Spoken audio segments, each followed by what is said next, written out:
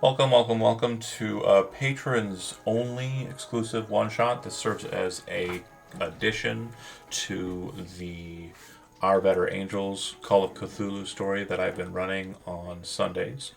This game will be entitled Angelic Foundations. The group, as a whole, are currently seated inside of a Cadillac Model 30 in the year 1915, closer to the end of, or the beginning of spring, as part of the year. And they are moving from Arkham after passing along the Miskatonic River Road. They have taken a detour on what would become the Aylesbury Pike on up towards the town or small city of Lawrence. They are traveling in kind of a rural area, traveling along a rural road, so very dirt, very rocky, and the vehicle is handling well. But there have been signs of inclement weather, and as we kind of set ourselves into the scene, there is a kind of sign of rain beginning. That being said, I'm going to go through the table and kind of just describe yourself, describe what you're doing in the car as we're moving along. The expectation for the group, according to Lily's plan, is that Arkham to Lawrence would take the entirety of the kind of 8 hours of the driving day and the amount of fuel that you have available to you with the vehicle with a quick refill near the town of Bico, which should have a gas station, as it's a bit more of an agricultural little town. You're hopeful to be in Lawrence right around dinner time, if everything goes according to plan and there are no problems on the road. That said, we'll start with Andy. Andy is playing Lily Bergeron, and go ahead and describe your character and kind of what you're doing in the car and where you're seated in the car as well. Right. So Lily, she goes by Lil. She is in her 20s and wears long pants that have sort of baggy bottoms. She is wearing a shirt, a blouse that's buttoned up to the neck. She's wearing a necktie, and she's wearing a jacket that's sort of slightly smaller, shorter than a men's jacket, but is kind of blazer style. And she's wearing a cap. She has a satchel, leather satchel, and she's sitting in the back of the car, distractedly looking at some notes in her journal with her pen out. Okay. And seated in the back as well, I believe, would be Brent's character for the evening, Jacob Carfax. Go ahead and describe a bit about your character and kind of what you're doing in the scene. Okay. He's just he seems like an older gentleman who's you know, pretty fancy clothing, like a suit looks like all the time probably. And he's if allowed by the owner of the car, he'd probably be smoking a cigar. And One. how many cigars come in a cigar case Depends. I mean, for back then? like a box of cigars, probably like, a dozen or. But you have a portable case, it would probably have four, Yeah. maybe. Oh, yeah. If Four it's or like if five? it's like in your jacket, sure. Yeah, it'd be a piece in his jacket. Okay. So he's I'm Also gonna allowed. say awesome, thank you. I will. He would definitely be smoking one of those, kind of just looking out the window and wondering what they're gonna see next because he's pretty excited. Okay. And yeah, in the front seat, we have two individuals. We have the passenger seat, which Lewis's character will be seated in, Hector Bonilla, and tell us a little bit about Hector. Hector's a young chap, only 19. Um, he's dressed quite finely for the time, just in a nice shirt, tie, waistcoat, jacket, and a little trilby that he's got on top of his head. Though it's probably off his head at the moment, just sat in his lap. Probably just looking out the window, just watching the countryside go Okay. by, occasionally messing with a notepad. just checking over some of the old stories that he's written in the last couple days. Checking his work for the last fight in Boston, which was just yesterday or the day before. Okay. And then, last but not least, John, your character, Edouard Monsieur Diop. I probably pronounced that wrong. But tell us a bit about your Or character. two. Oh well, he's he's a boxer. That's originally from Senegal. Has a at the moment has a pretty fat lip and looking. He's since his fight was yesterday. I'd say he's probably a little less formal at the moment, seeing he's also driving.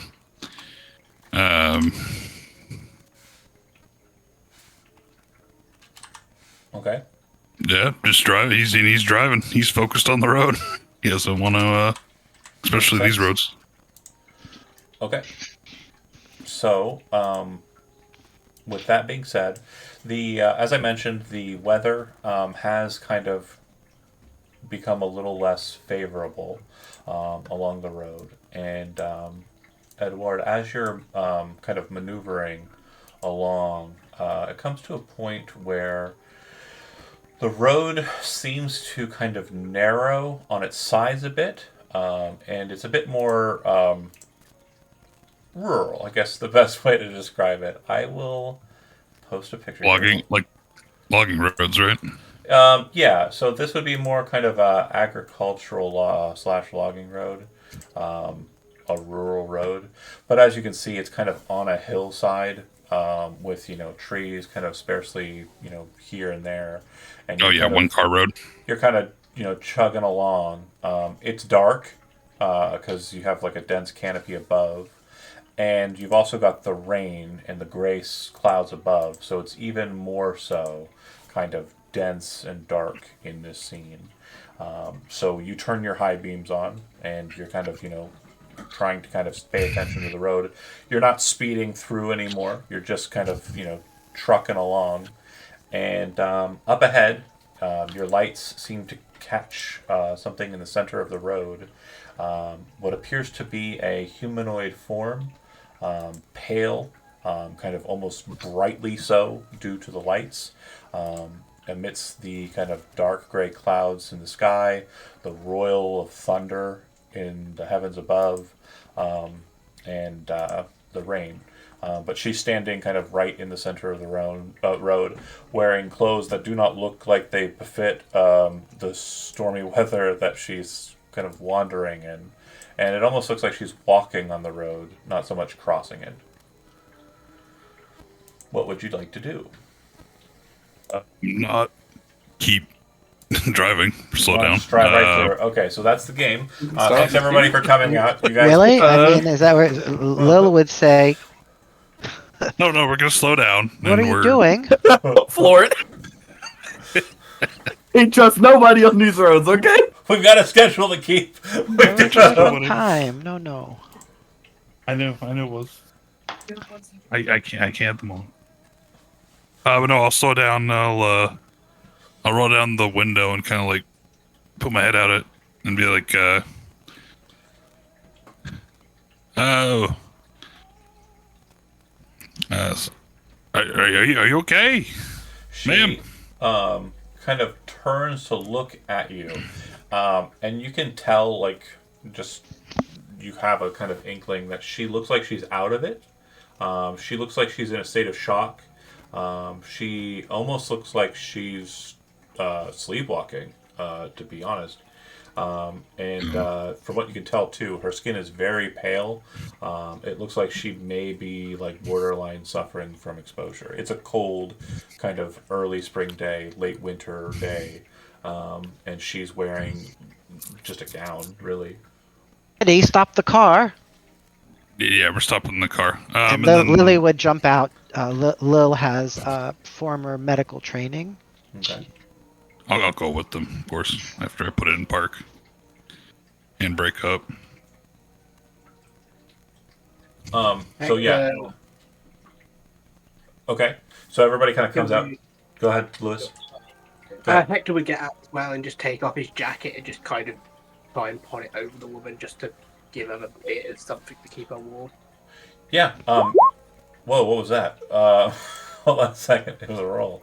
I need to turn that off. I hate when that does that. Why do... There we go. Okay, cool. No background beeps. So she kind of looks like she's on the verge of screaming for a moment as everyone kind of just assails her.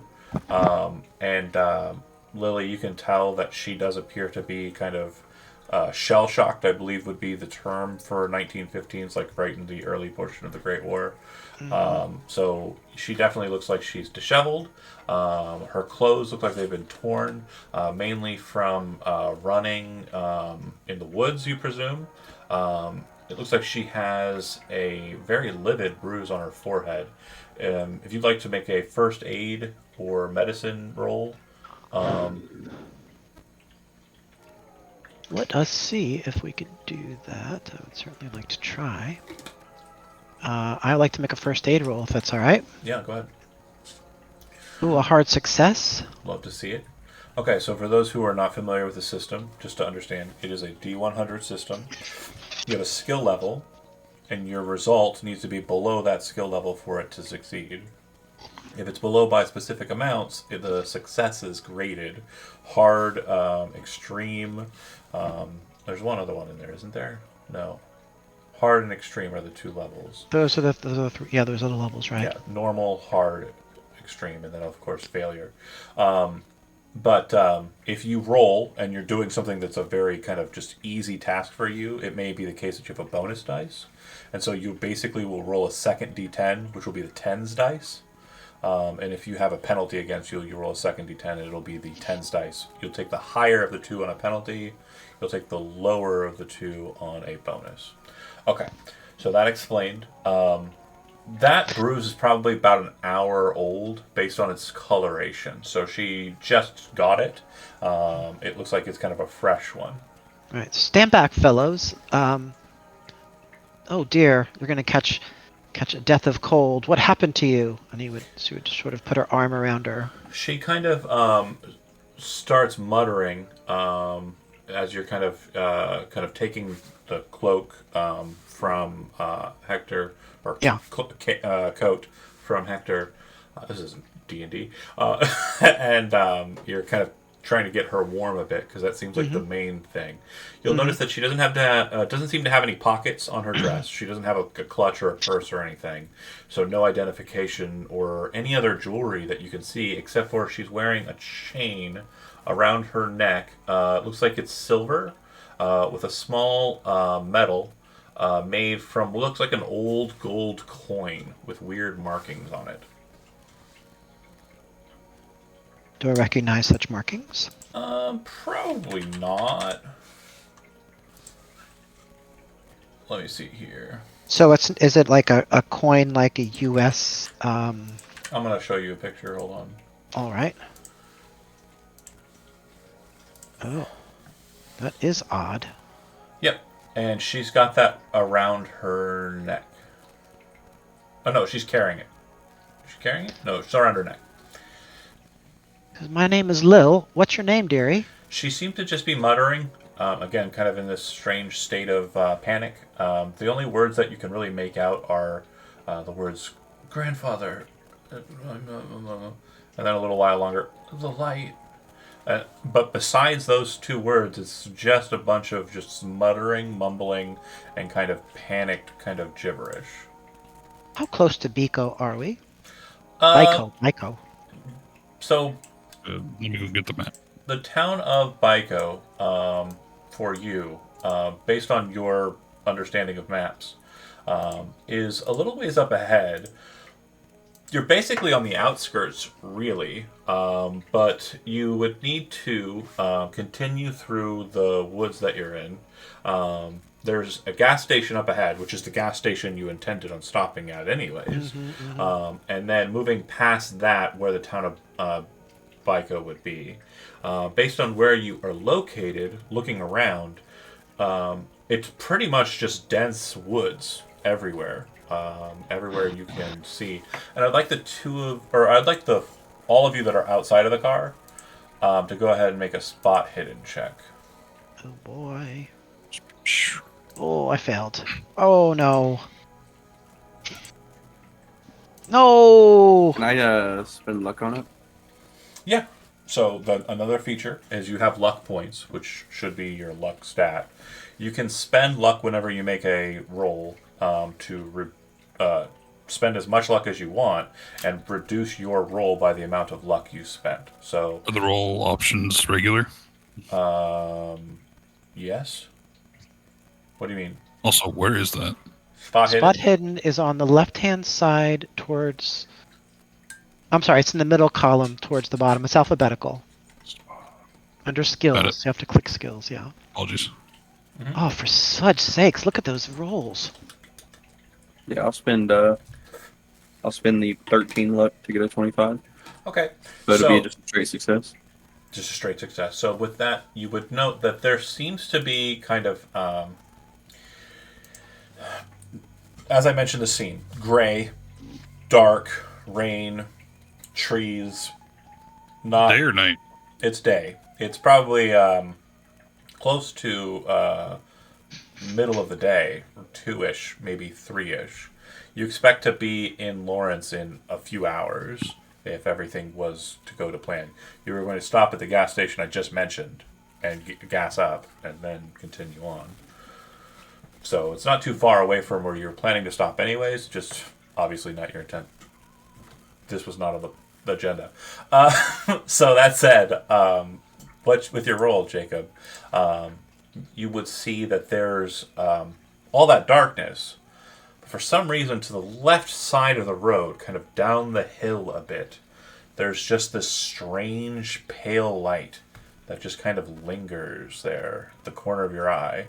When you kind of focus in on it for a bit, it's almost like it's kind of pulsing for a few seconds. And as you're getting ready to kind of like address it and like bring attention to it, that's when it's gone.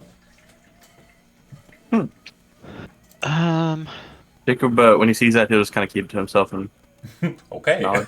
yeah, I definitely got to come out here more. But Lil would say to the young lady, "Would you like to come with us? Would you like something to eat or drink? Maybe to calm down? We could take you where you need to go." Her face doesn't say yes, but her attitude seems to be kind of like if you're starting to motion towards the car, she will go with you. She seems to be very pliable in this moment and very willing to get out of the rain. Mm-hmm. She just- clearly needs aid. We need to make sure that we get her somewhere safe. She doesn't seem to be very cognizant or capable of formulating a sentence at current. Okay? So, if you'd like to drive on ahead, you're welcome to. The back seat is more than likely where she ends up. Yeah. So sort of between Jacob and Lil, Right. right? And I would say at this point, a couple of things I want. So from Hector, I would like for you to make me a psychology roll. For Jacob, I would like for you to make me a where's my notes?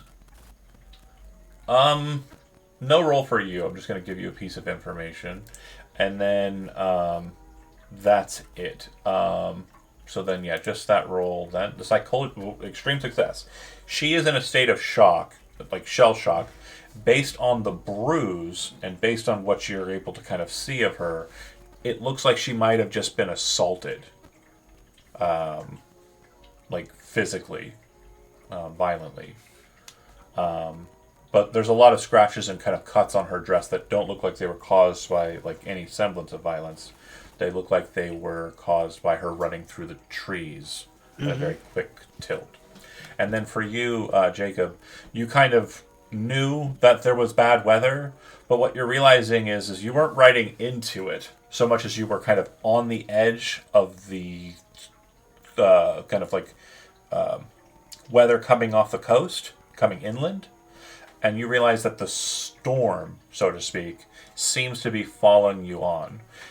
If you were to turn around and head back for Arkham, which is where you came from, you'd probably be riding right in the middle of the storm, which could pose its own problems in 1915. Yeah, I'll tell the rest of the part. Like, we kind of don't want to be in that storm, so our best bet is to hope Waiko has maybe some kind of place we can stay at for the night and get somewhere to get her help. Hopefully, Well, we at least need to go to the gas station. Absolutely. So I can't push call. Maybe they have a phone. let's see if this transfer works. So this gives us a bit of the setup here, right? And this is about where you're kind of coming from. As you continue on with her in the backseat of the car, you do see that there is a kind of hidden road that you pass by as you're driving and heading north towards the gas station. It goes downhill. So basically, if you're kind of looking at the map now, everything on the right is kind of uphill and everything on the left is kind of downhill. And from your vantage point, when you kind of skip past that and kind of get to the clearing here, off in the distance on the west side, you can see another hill where you can see the lights of a small town, which, out of character, that would be Baiko. It looks like the road that you're on would lead up to that point. But when you get to the gas station, there's a massive agricultural truck. It looks like some strange kind of apparatus on the back that maybe some farmers kind of, rigged up to kind of help with the tilling of land or what have you. Again, in 1915, they're trying to experiment, trying to do new things, doing what they can. But this vehicle seems to be blocking the road. And it looks like it backed up to the point that it's in, and it looks like it's kind of smoking on its back axle as you pull up to the gas station. And if we zoom in a little bit here on the gas station, there is exactly one gas pump, and it is this marker here. So that's the gas pump. There does appear to be, let me go ahead and explain the scenario. The gas station proper, as mentioned, gas pump, big strange truck blocking up the road. It states that there's a cafe here as well. The gas station, auto supplies, and office appear to be this building here. Kind of looks like a motor shop, and then again the gas pump right outside. If you've been to a smaller town, which I know for certain Brent has, it's like one of those old timey kind of the ones where you drive in and they've got the old pressurized kind of like they chime that lets them know you drove up kind of deal. And then this appears to be some sort of cafe or diner. So it doesn't look like you're able to get around the truck, and it does look like you'll basically have to park where this car is located. So obviously after you fuel, that would be the case. And then this looks like a barn over here. So definitely the three most important things, right, as you're kind of traveling along the side of the road. Gas, food, and shelter. Right. So, that said, you arrive. She seems to be a little bit more kind of receptive, but it's kind of a troubled kind of candor. She doesn't seem to be directly responding. It's more of a, like, if you ask her a question, she's kind of like nodding her head or generally kind of like muttering yes or no, but you can kind of feel that she's not, like, her heart's not in the answer. Does that make sense? Mm-hmm. Okay. So you're here. What are we doing? Hector's just going to quickly fill everyone in on the bit of information that he learned and just kind of poke his head out the car and just see if there seems to be any sign of anyone at all. Yeah, so it looks like there are lights inside of the the auto supply, and it looks like there are lights inside of the cafe. It looks like there are people kind of maneuvering about inside of the diner, and at least one person in the supply shop. And you would know that you pay for gas, and they fuel you for you. You don't. It's not like us now. Except for New Jersey. Oh, yeah, right. They still don't let you fuel stuff, We're right? not allowed to, yeah. Yeah. Well, I mean, I think that's a cool practice. But if you want gas, Edward, you would need to kind of go in and purchase it that route. Why don't we go inside and have a bite to eat? Maybe that'll calm you Yeah. down.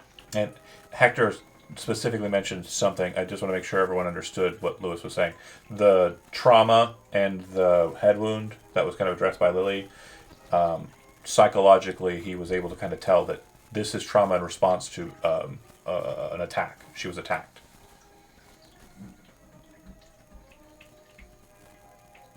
So you're taking her to the diner, Lily? Yep.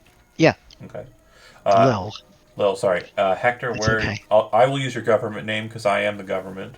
The Canadian one, too. In this world, at least.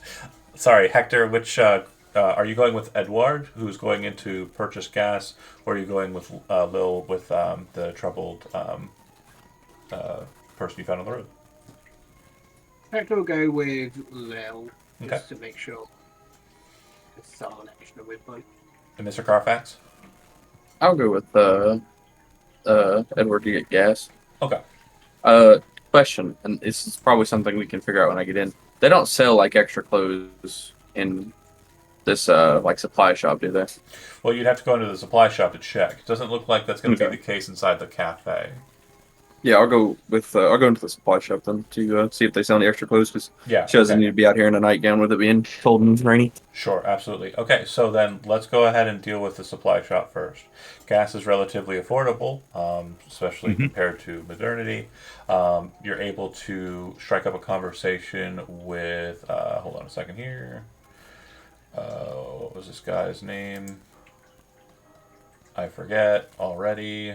He's that memorable. He's not that memorable. You're able to strike up a conversation with this guy and Sam, and Skip. Did it go to the next? It didn't, did it? Ah, What? my music. It died in the middle. Anyways, so he says, "Hi, my name's Sam," etc. And there are some jackets, kind of heavier coats. Looks like they would be probably $8. Like they're not cheap, and you should have some pocket money to be able to afford that. Yeah. Let's see. So, any questions for him besides the purchases? No. No. Okay, then we'll go ahead and cut to the diner. You walk in, Lil and Hector, with this woman, who you actually managed to squeeze the name out of at some point during the end of the car ride.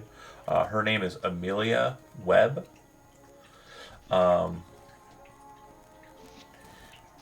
So you enter into the cafe.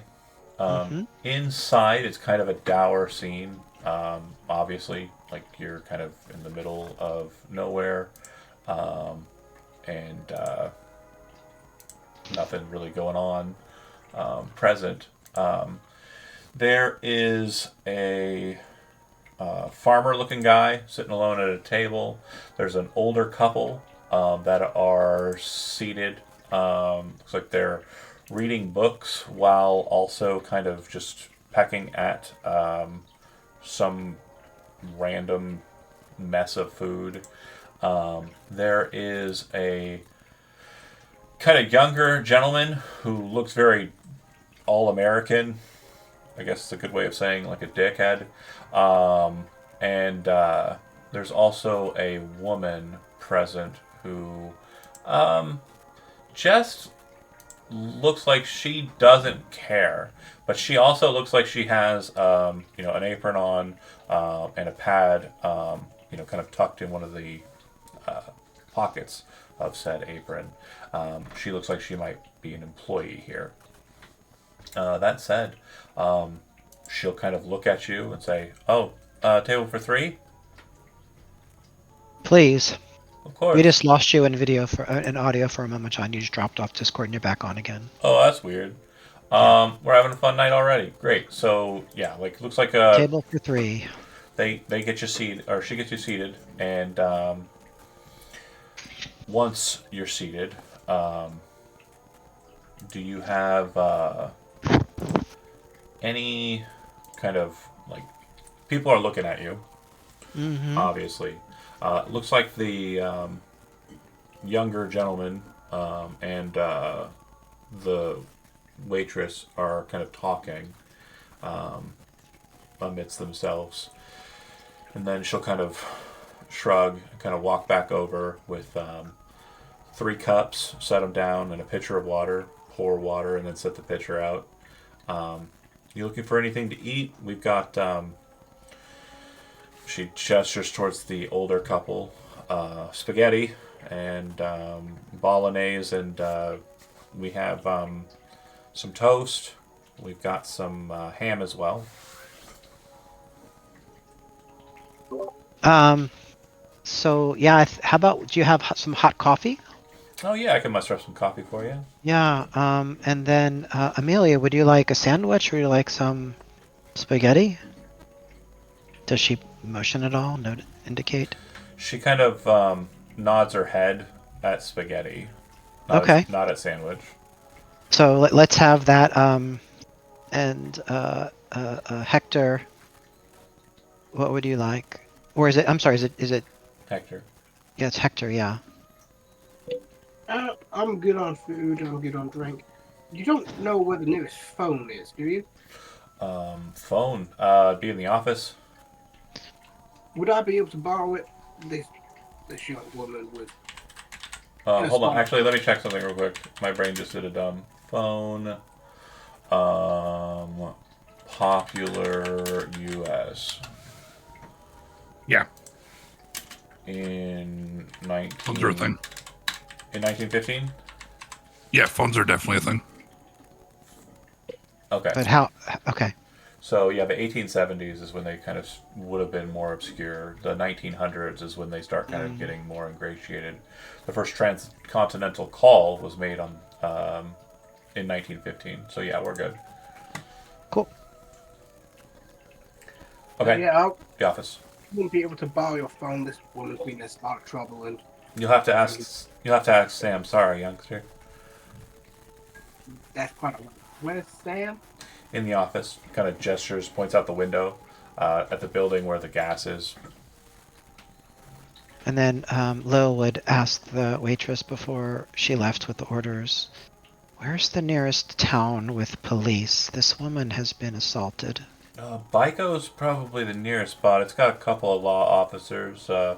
Individual named Bill, and his sheriff there's Jim. Mm-hmm.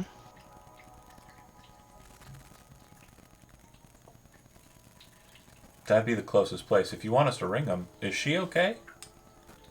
She seems like she's in a bit of shock, and you can see here, and he would point to the head, that there's a bruise. So I think she's been attacked pretty recently. We found her on the road. We're just making our way up from Boston to parts north and passing through and happened to see her wandering out there like this. Poor girl. Her dad's probably the one who did it. Do you know her? She's a new person. They just moved in house down the way. Why do you say her dad probably did it? Because he's kind of an asshole. Who was her dad? Dr. Webb. Dr. Webb? What kind of a doctor is he? Medical, I believe.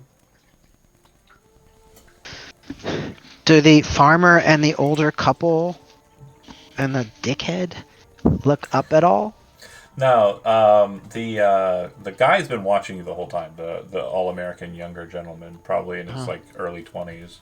okay. The elderly couple are just reading books. Right, they've got their books laid out on the tables and they're eating their food.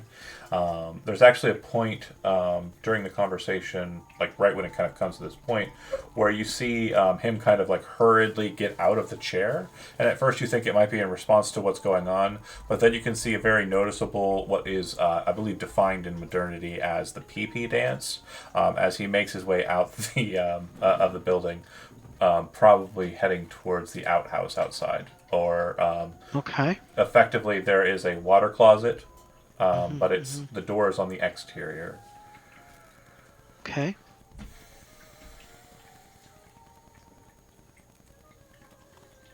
So he literally pops out like the door and then kind of runs around the outside towards where the outhouse is. Okay. Or Yep. So the water closet. the waitress is walking away, or what? Yeah. Okay. Cool. And it's kind of at that moment, Amelia kind of looks up at you and says, "What? The light. It was so bright." And her eyes kind of looking at you are haunting. Wow. It's like very, very eerie. And she just looks like she's more conscious now than she has been throughout the whole car ride and conversation. I've heard of these lights in Baiko. How long have they been there? I don't know what you're talking about. Lights and Baiko. I just. She kind of stares off for a bit and then kind of looks back at you. I don't know what they were doing there. Who? They weren't supposed to be there. Who? I don't know who they were. What did they look like? Robbers. Where were they? In my house.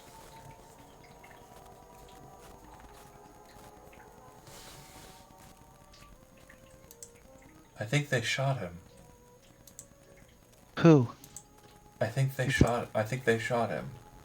She says again, kind of just reiterating it. Your father, the doctor? She doesn't confirm. She just kind of like, there's like loose nodding at that point. And it seems like at that point, that kind of momentary, like moment of like cognizance, her eyes being kind of wide open, go back to kind of dimmed and like playing it over again.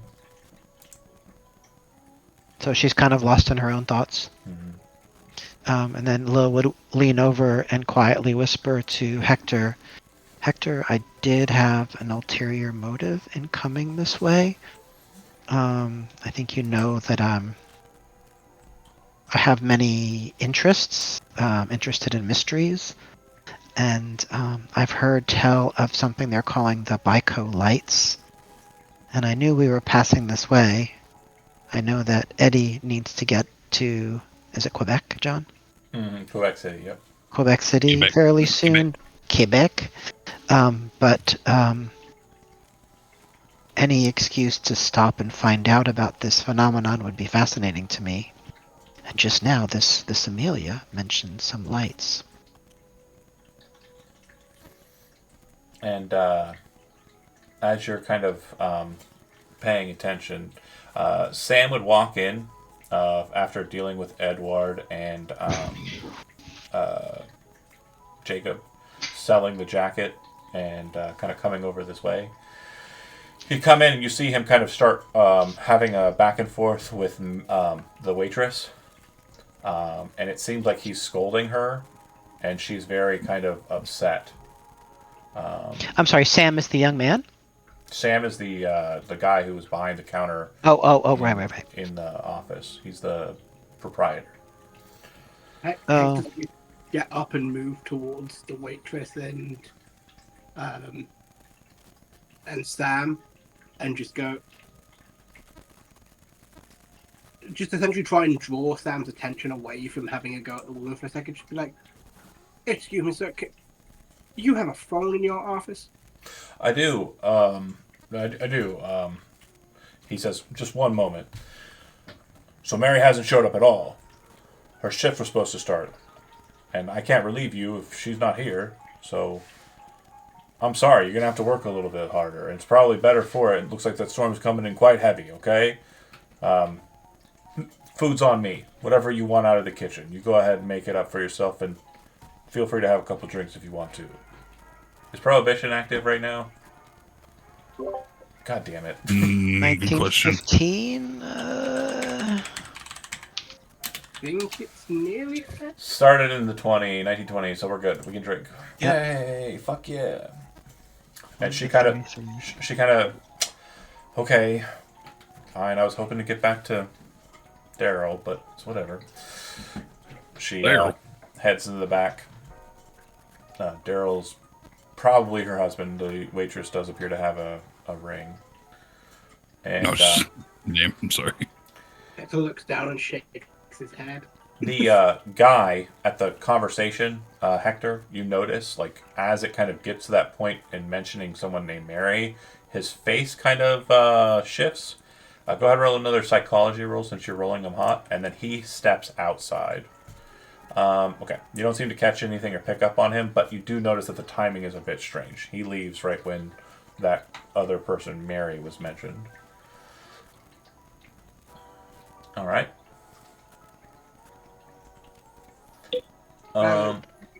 Hector will just again reiterate to Sam, just be like, would you be able to call the police for Miss Webb here? It does seem that she was assaulted, potentially a home invasion. I think it would be better if the police could be involved. Yeah, I'll help you out with it, just in case you don't know how to operate it. Come on with me, young man. And then he'll head out backside. So Jacob and Edward. Edward, you were obviously watching as an attendant was filling your car. Sam Keelham's man. You would note that the young lad, probably in his, probably 14 or 15 years old, kind of has a very similar look to the Sam gentleman. And is pumping your gas as you watch and wait. He says, you can go on to the cafe if you want. It's fine. I can handle it. But then you'd see that Jacob and Sam are returning back to the office to call the police.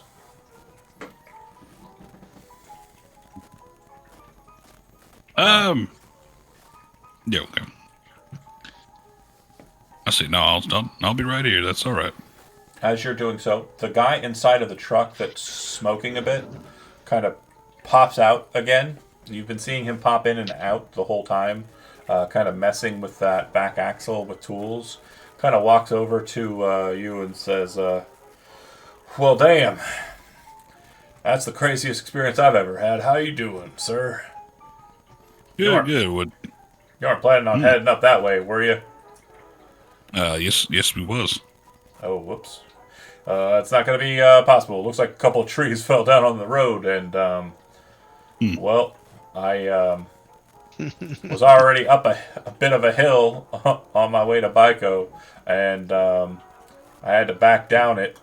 Wasn't pleasant, and I think it tore out my rear brakes. Shit. So you went down the hill without your brakes? He said, excuse me. But yeah, shit. That's exactly right. Pretty hectic. So you're saying that we got a young lady here who's we just found out in the middle of the road down not too far from here. That needs some medical attention and possibly talk to the police. She must be from around here. Just get her home. I guess. I mean, can't be from unless she fell from the sky or something.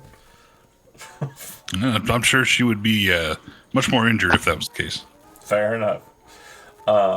Scene cuts. The older gentleman of the old couple comes back inside after fighting a true battle in the water closet. Hector, you are with Sam, calling up to the police. You would realize that the transaction, like when they try to patch it in, the operator, who is based out of, I guess it would be a direct call from your line. You would actually patch to it in this kind of rural section. There wouldn't be an operator that would be, I don't think. You'd have direct lines you could contact, specific ones you could contact from your location. And Bico's police office is one of the ones that would be on here for this. But when you try to call in, it sounds like the line's been disconnected. And Sam says, "Oh, that's rough." You've been paying the phone bill, right? It's not really a thing back then, but yeah, I have. I presume it's something to do with the telephone lines on the way from here to there. There's not any other way to get home to the police in these parts, is there? Driving over there, it's not too far out. It's only about 40 minutes drive. Shouldn't be too bad. But the farmer out there, Mr. Revels, said that it wouldn't be possible. His truck was pretty screwed up, hot mess. Probably gonna have to take off the whole back side of it, leave it a little more than just a small little truck. How long do you reckon it would take it for someone to hoof it back first? Well, I mean, you could walk, but that'd probably take you an hour or two. I really don't know how you get out there. I can keep trying the line. I can also patch in a line or give a call out to Arkham, see if we can't get anybody out here. But it'd probably be a few hours, quite a few hours, probably probably nightfall before any of them came out. Look, I really do feel bad for this woman, and I want to make sure that she gets the right help. You don't know anyone that would be willing to command her over that way for a few bucks?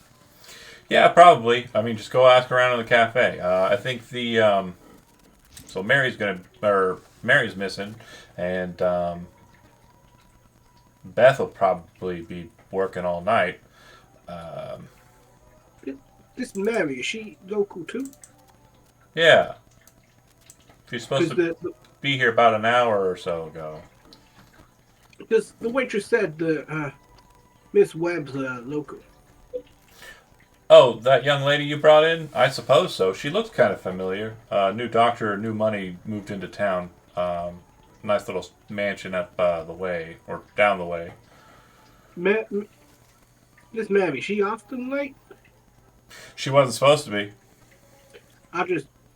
It's probably just the weather, but with what's happened to Miss Webb, there's that part of me that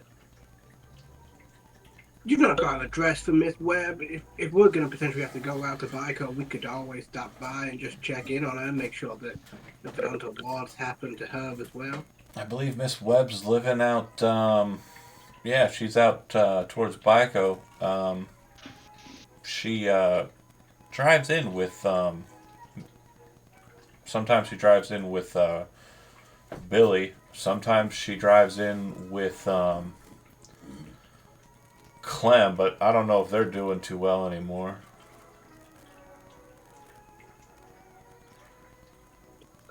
Alrighty, if you're willing to write down the address, Sure. I'll try and see if I can't convince my friends to drive over that way, and we'll stop by and just check in on the way. He writes down an address that appears to be some spot in downtown Vico, and leaves you with it. He'll also kind of pop back to kind of tasks he was doing inside the office. You'd see Edward has kind of finished. The young boy has filled the gas tank.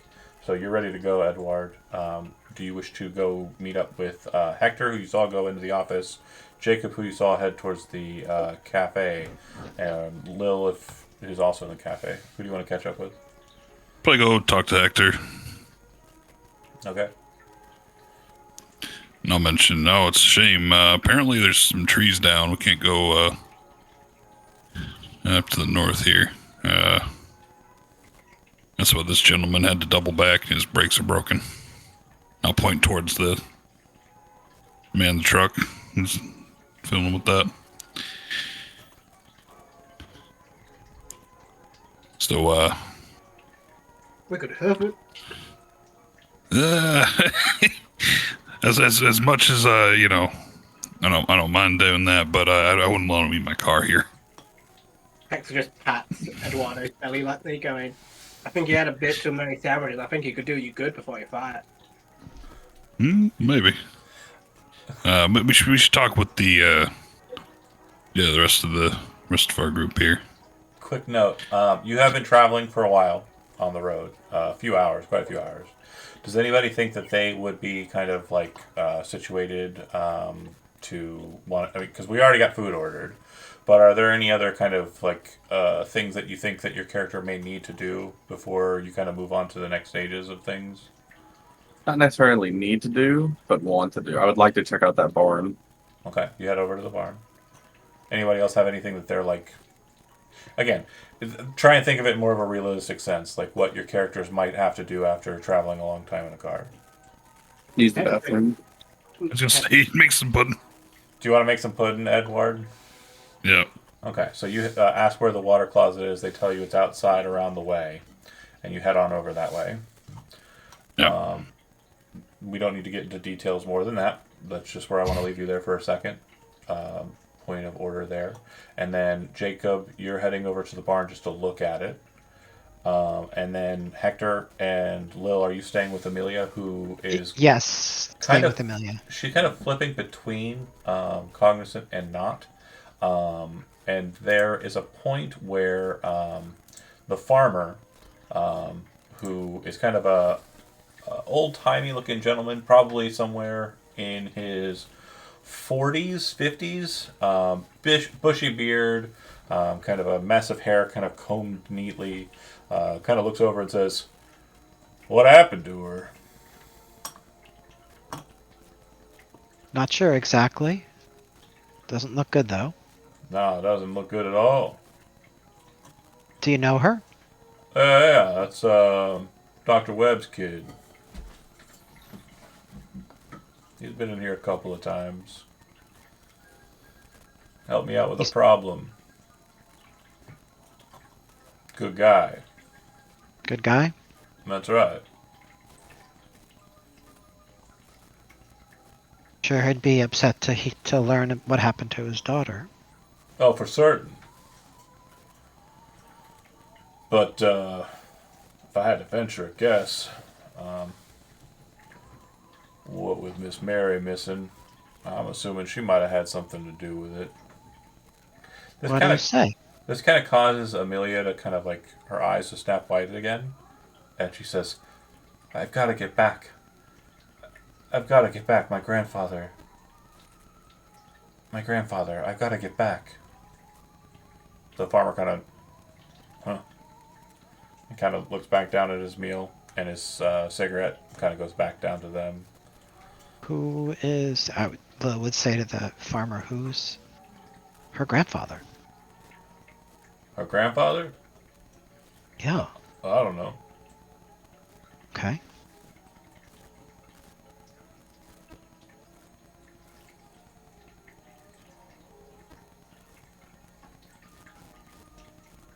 Does he seem like he's hiding anything? No. No, okay. Looks like he's really enjoying his spaghetti bolognese.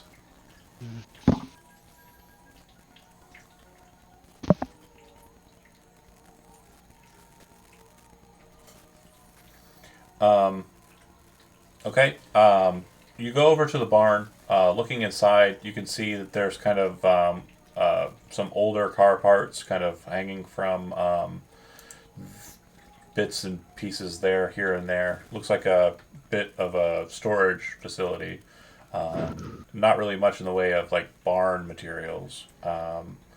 It definitely looks like it could serve as a place to stay overnight. Looks like there have been kind of specially made kind of mattresses specifically for that on one end of the place. The doors are open at current, but there's a nice overhang so that the light amount of rain that's coming down isn't really getting any kind of interior portions of it wet. Heck yeah. All right. Yeah, it almost looks like Go. you could fit a car or two, maybe even 5 in here.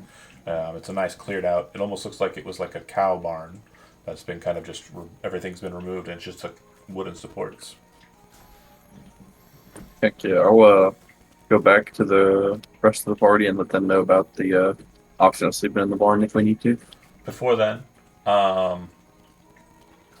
we go to the water closet outside.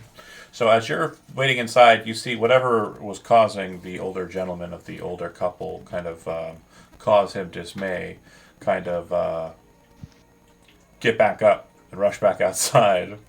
And you would have seen Edward kind of head in the same direction, so they're kind of, the presumption is that they're over there.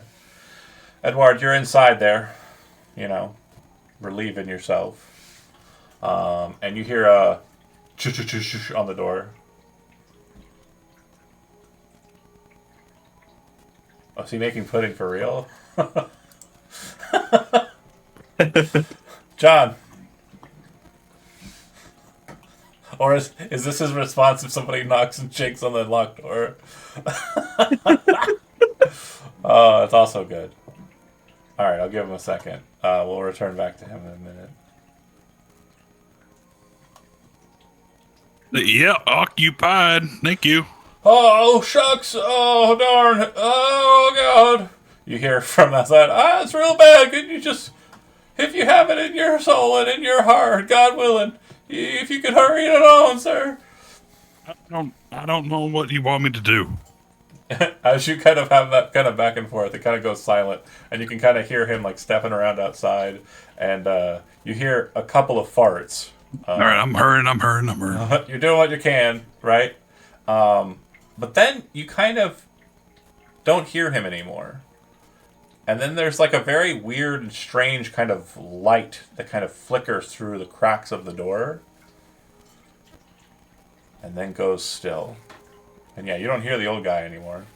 What color is the light? It's kind of pale. It's just pale, not like a specific color. It's like a pale white light. Oh, okay. I guess I'll finish my business and then kind of a open up the door. A bluish sheen. Yeah, nobody's there. You can see the footprints in the wet ground kind of near to the door, but there doesn't appear to be anybody present. Maybe he ran off to go relieve himself in the woods. Huh. It was awful rude to try to shine his lantern into the water closet here. Yeah, for certain. Then I'll walk back towards I guess the cafe at this point. Okay. So she is now kind of more cognizant as Edward's kind of popping in, Lily, and she's basically just almost at a point of, and the music is really killing me. Loop, you silly goose. Why won't you do it? Why do you hate me? Alright. Well, it's an hour long each time, so, or 30 minutes long each time. I'll just try and stay on top of it. Okay. So, she's very adamant. She's like, I need to get back to the house. I need to get back to the house. My grandfather, the way I left him, I've got to get back. Can you show us the way? Does Edward hear this at the moment? Yeah, you're popping in when you see her kind of like ranting to Lily. So, okay. So, bit of an update. We're not going north at the moment. Seems to be a bunch of trees in the road. That's why that man's out there with his truck. His brakes broke, and it's a whole mess. We're not going any further tonight.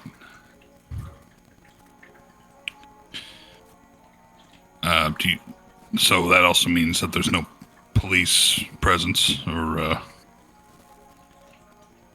don't know if are they all right? Are they medical or? I just need to get back to my house. I've got to get back to my grandfather. Please. Okay, but you are okay, miss. Please take me back. Okay. Lily, are they? Are they good? Are they what? Are they all right? Are they? Not sure. But I think we should try to take her back. She seems that might calm her down. Yeah. And it also seems like, well, if we're heading towards the town, that's probably the way that we need to go as well. Yeah. I believe now, yeah. Since we're not going any, are they? Are they? Do they live? Miss, where do you live? I can show you. It's just down the way. There's a pass. Is it back the South. way we came? Okay. She Yeah. nodded So, her so that way is yeah. Okay. So we can definitely bring her home. As you're kind of gathering and mustering, it's been a little while, kind of getting everybody together. This old lady who kind of looks up from her book as you're walking past, kind of reaches up and kind of like grabs a hold of your sleeve, Edward, and says, "Excuse me, did you just come in from the water closet? Yeah. Yes, it was. You didn't happen to see my my um my Teddy out there, did you?"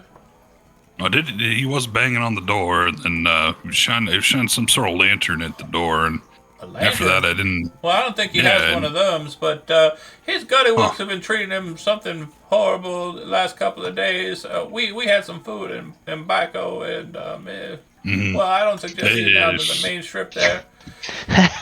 Yeah, that's good to know. I appreciate that. We're gonna be going through there pretty soon, but Oh, I wouldn't go. They got a bunch of weird cultists over there. It's not great. huh? What? Yeah, they're a bunch of psychos. A bunch of crazy revolutionary religious cretins. They're crazy folk. I And- wouldn't go to Baco if I was you. Well, we don't. We have to go through Baco, but you're saying not to stop. Oh, I Uh-oh. wouldn't stop. You can go around it, I think, if you just backpedal. Head back out down the rural road. Should be a nice little trail that heads north from there. But you might not want to do that today. Just be Why safe. not? And if you see Teddy out there, tell him to quit shitting and come back in here. Yeah, Gotta he settle was. up. He was gone as soon as I opened the door, Miss. Oh well. Yeah, he might have not had the heart or the wherewithal to be able to wait for you if you were in there before he was. So that's fine. He might be shitting in the woods. Hopefully, Okay, a bear that's fair. don't He get was. bear don't get a sniff of that. I hope so as well. Yeah, he was practically ripping the door down. Well,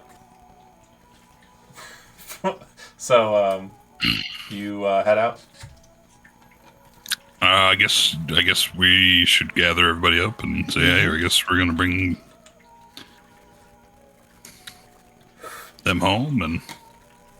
And As you're kind of heading towards your car, you can see that the farmer from inside of the diner has actually rushed out to kind of talk to you, and kind of rushes up to your group and says, "Hey, folks, pay no mind to what Winifred said in there about Baiko. It's she's a bit off her rocker. She's not quite all there. There shouldn't be any problems.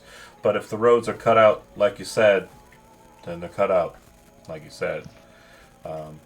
Shouldn't be any issues. And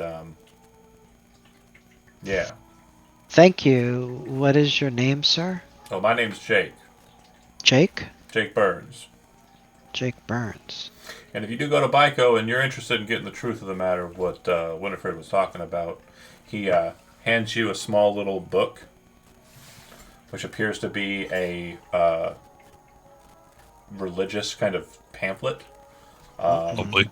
And he says, you just go down to the Southern Church there and see if you can't have a word with Mr. Gabriel Revels. He'll set you straight. All right. So what does this booklet have to say? This pamphlet? Well, if he's leaving, he's kind of going away. Yeah. But as you're kind of getting into the car, you kind of take the pamphlet and open it up. And it appears to be a redrafting of the Tale of Noah's Ark from Genesis. That appears to have addendums that have been added to it. The addendums would strike me as strange. So, like, what do I notice about them? It mainly seems to denote that a stranger was present when the animals were being loaded onto Noah's Ark and had mentioned to Noah that he was going to accompany them and when they arrived in the lands, when the floodwaters receded, that he would help Noah ensure the future of not only humanity, but also the kingdom of God. Ranger. And what you'll notice is like the language. Actually, great question, because I don't know if you are or not. New character. This is not Arthur. I would say anthropology. Probably not for you. Nope. I would say make a library use. You're not technically in a library, but like this basically just how learned you are. Nope. Didn't do it. Nope. Okay. So yeah, you're not very familiar with the Bible. It's never been your forte, religious studies. But No, not really. No. there's something weird about the way the word stranger is kind of written and denoted in this weird text. So you'll have to do some research on that later. Okay. You pop the pamphlet in your pocket. Everybody else loads up. You've got this strange wounded girl who's now wearing a kind of trucker's jacket from the 1915s over her torn, slightly ripped up dress. But she's nice and warm, filled with hot coffee and hot spaghetti bolognese. And you travel south, back down the road. Yeah. You arrive at the hidden pass, the hidden drive, and you make your way carefully down the hill in your car. I need a driving roll from you, Edward. Uh-oh. All right. Let's see.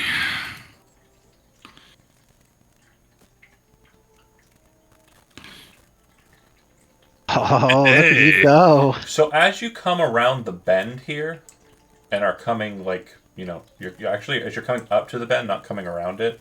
Hold on. Snap ping. Driving Eddie. Did that work? That didn't work, did it?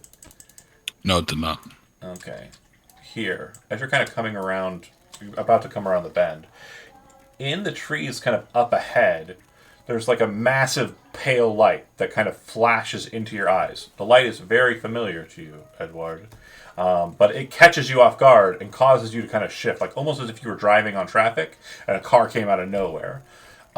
Everybody sees the light, but it's not as daunting to anyone else because they're not really staring out the front window. You're able to very quickly shift and kind of maneuver yourself onto the road without like being able to see for a second. And you continue moving along the road, and the light seems to just fade from your vision very quickly. And as everybody's kind of turning and looking that way, except for Eduard, who's focused on the road, the light's gone. Like, as quickly as it appeared and was there for, like, brilliant moment, it's gone. He'd say, "Oh man, that man went awful far to take a shit."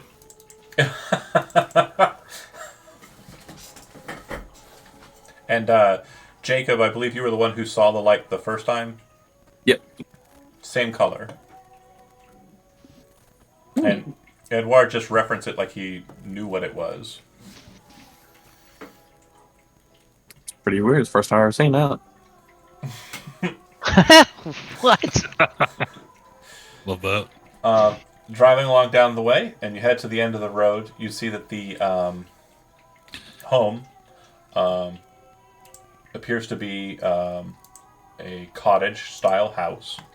It looks like there are two buildings.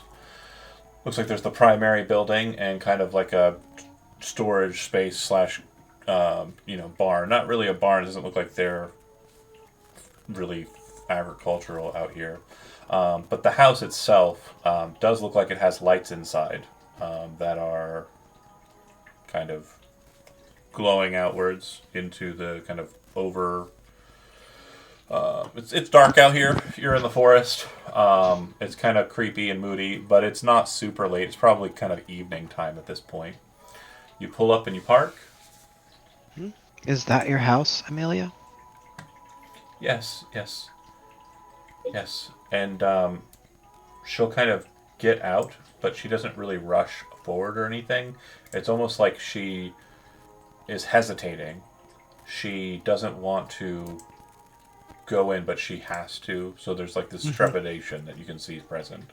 So Lil would stand up beside her and she would look to the others back in the car, and she would pull out her handgun. And she would motion to them to come with her. We've been held at gunpoint to go inside. No, but we don't know what's been going on. She's been beaten up. Lil's not taking any chances, especially Lil, because she's familiar with what can happen to young women. The British man was like, "Wait, what? Yeah, well, the program... Firearms? You're in America. You're in America." Hector's gonna try and like look around for any signs of the people that she mentioned earlier, because she mentioned a orderly, like a home invasion, and also just for anything that could put like a big stick if needs be, but something just that he might be able to give a swing to if it comes down to it. Did it go black for everybody? Mm-hmm. Yeah. One Yes. second. I can see. I have dark vision. Actually, so I could see tokens. I could see big tokens. Yeah. I'm sorry. tokens. I'm still laughing at Brad. I have dark vision. Okay, hold on. And You may not have that. All right. And then let's do one of these with that and bip bop save. nice. I think we got everybody on the board, right? Okay. So as you approach the house, let's say you're parked outside the magnifying glass that you're kind of looking to. You can see the windows are open in the sense that the drapes are open. The glass is still closed.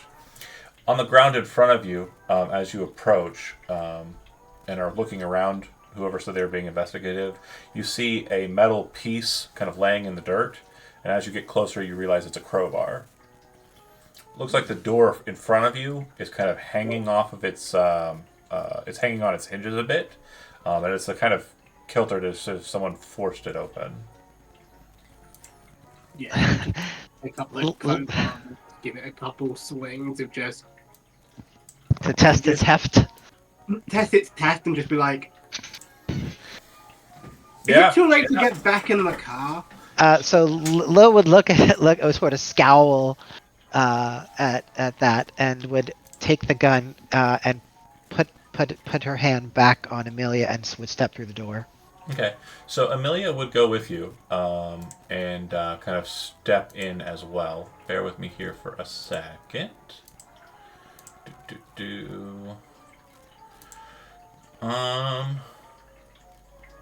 So she kind of starts talking, and she explains the man in the cafe had the wrong of it.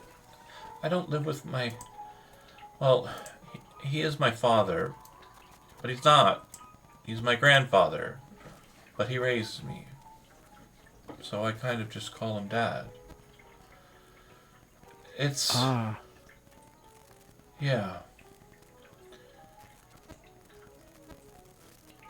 I don't know who they were, but they seemed so familiar. Like, I knew them. They had covers over their faces. They did. Like cowboys. Bandanas? Yeah. If you move up to the door, Lily, do you want to take the lead or do you want someone else to do it? No, she's taking the lead, yeah. Okay. Well, Edward and Jacob and Hector, feel free to intercede because, again, she is staying close to Amelia, so it wouldn't be hard to overlap them and pass them. But So why don't I, go ahead just to make sure. They would give a humph as fine, Eddie.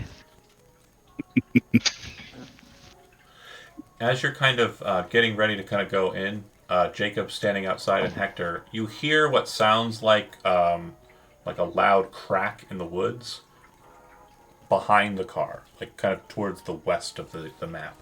This is as Edward and Lily kind of enter into the space.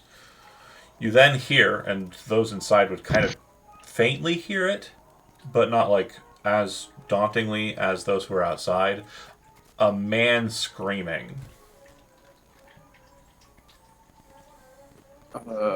What? Jacob would also pull out his handgun, When you, and go ahead. when he does, he'll look in the general direction of where like you heard the scream from, You see a and flicker of light, and then you see it flicker a little bit further on towards where the sound of the scream was. You then hear the scream again, and then the scream goes silent. yeah, he's gonna be like, I don't know if it's safer inside or out here. Ma'am, does that sound like your father? She's inside with Amelia and. Well, I would be but too. Yeah. She kind of looks and no, he's in here. She gestures towards the right door. All right. Where it happened. And she stops. What happened? She stops at the door, kind of looking at it, and kind of maneuvers herself. Hold on. I think I have a token for her. Oh, great. Okay. I don't know where it was or why it's not on this map. Very silly. Amelia, bam, bam. Cottage house, bam, bam. So she maneuvers herself so that she's kind of in the hallway and kind of away from the door and is kind of backing away from you as you kind of look at the door that she pointed to, which would be the door here. There's two doors on the right side, one on the right and one on the left. Both appear to enter inwards, but they both kind of enter inwards towards what would probably be a mutual wall. You know what I mean? So like the Right. one that you have has a doorknob on the right, and the one on the other side has a doorknob on the left, and they both enter. Stay nearby, Amelia, Lil would say. She And I'll looks terrified as you're kind of maneuvering towards that door. I'll kind of like look at her, look back at the door, grab the handle, and When you do, say, it feels slick with something, which kind of in the amount of light that you're kind of getting into the space isn't like a huge amount of light. Just feels kind of sticky, but it also feels very familiar to you. the hell? Because you're a boxer. As you kind of look at it, you realize that you've got blood on your hands. Oh, fuck. And then he'll like shake his hand off onto the ground and be like, then look at Lily and say, this is blood on this on this door here. That is not good. So, quick cut to the outside scene. Jacob and Hector, you're outside. You heard the scream. You heard the second scream, and then the scream kind of went silent mid-scream. Kind of like a, ah! Right? Yep. The light's still kind of hanging over there, and it seems to be doing what it was doing when you saw it before, Jacob. Kind of like that pulse, right? Okay. The two of you are both seeing this, and you're probably doing that number where you're kind of like looking at each other to confirm that you're seeing this, right? And what would you like to do? Do you want to enter into the house after your allies, or do you wish to kind of investigate what's going on out there in the woods? I had to go based off what the character would do and not what I personally would do. Yeah, because if we were doing what you personally would do, I would be over there already. No, you'd be in the house with like a bunch of like road flares. Trying. What's the plan? No, Sir, put my road flares back in my car, please.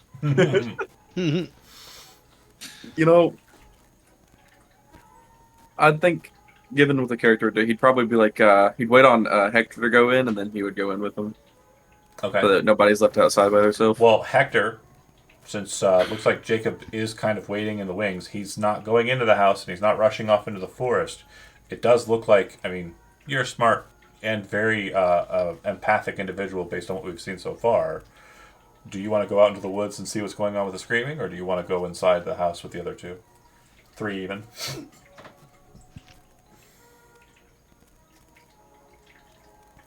Lewis? I think you're still muted. Making pudding.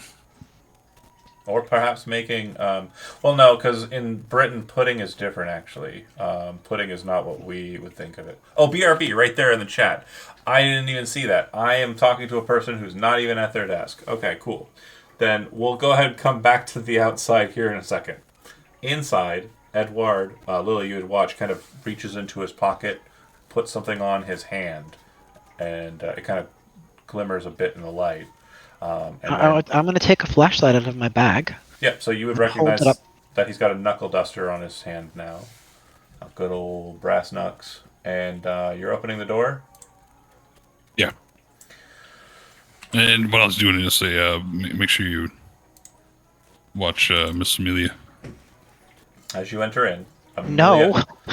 Amelia kind of has like a gasp, like she's lost her breath and she's kind of panicking. She's trying not to look inside of the room, but she's also not turning her attention away from what's happening. As you enter into the space, the very, very fresh smell of death is present in this room. You see what appears to be an older looking gentleman laying on the floor directly in front of you. Looks like he is half on and half off of a couch. It looks like his arm is kind of dreidled over it, and from what you can see, there's a mess of red on the couch, which is hard to discern because the couch itself is red as well. The floor, however, being a hardwood floor, does not have that same kind of discrepancy, and there does appear to be not only blood but brain matter all over the floor. As you kind of approach, and Lily's light kind of shines in, you would see that the older gentleman's head appears to have been blown clean off.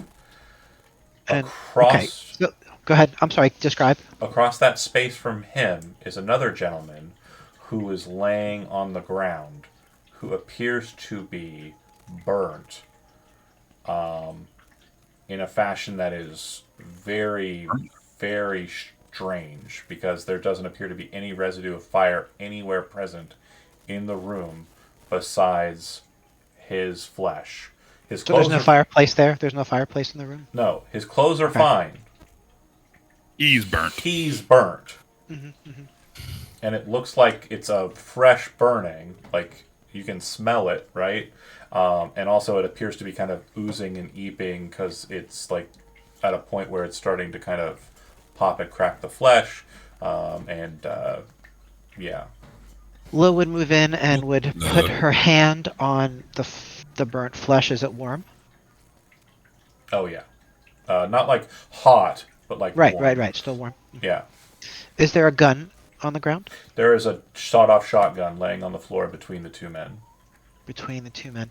So Lil would just sort of look at it and think through. She's seen crime scenes before. Mm-hmm. She's trying to piece together Since what just went down here. forensics aren't a big thing, you'd probably grab the shotgun. Right. It's not about the fingerprints. It's about like which way Yeah. was it facing? Well, you'd breach it, and you'd realize that both shells look like they've been dispensed. So it looks like you have two empties inside of the space. You can see that the impactors have struck the ignition on the back of the shells. And based on the wall behind this guy, it looks like he was sitting in the chair. The wall, when I say behind him, it looks like he was sitting in this chair, got up to face off with this man. To face off with this man? Yeah, and then the shooting looks like it must have happened kind of in a corner to him direction. Oh, like that. Okay. Yeah. This seat looks like it's heavily seated in. Looks like there's a book kind of laying nearby. And it looks like, yeah, he and him had a dispute. How he got in this corner, you're not sure. Probably from the front door. But there does look like there is laying on the floor near him a very strange looking bottle. Okay. The Let me bottle, take a peek at it. the bottle glows almost like in the dark, and it appears Is that it stoppered? it is not. It looks like it has been opened, and it looks like it had a very, very secure looking kind of screw tight plus kind of latch mechanism to seal it.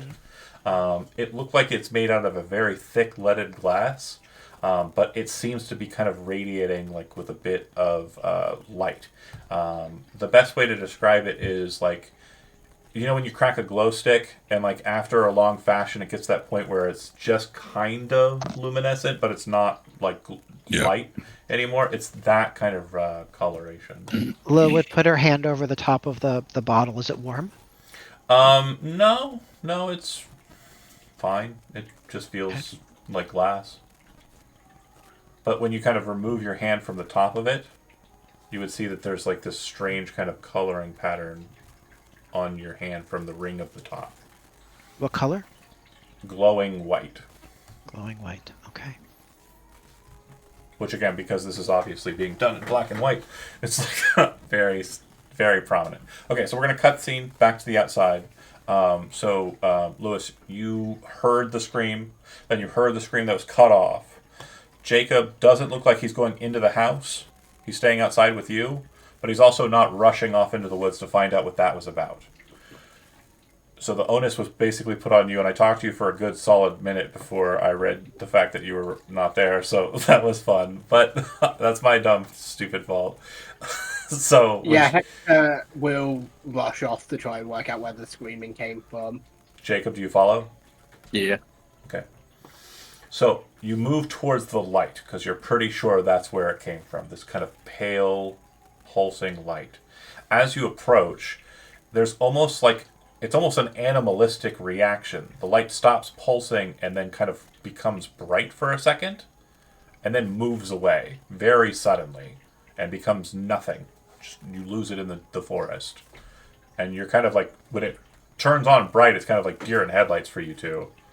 And then you kind of rush forward.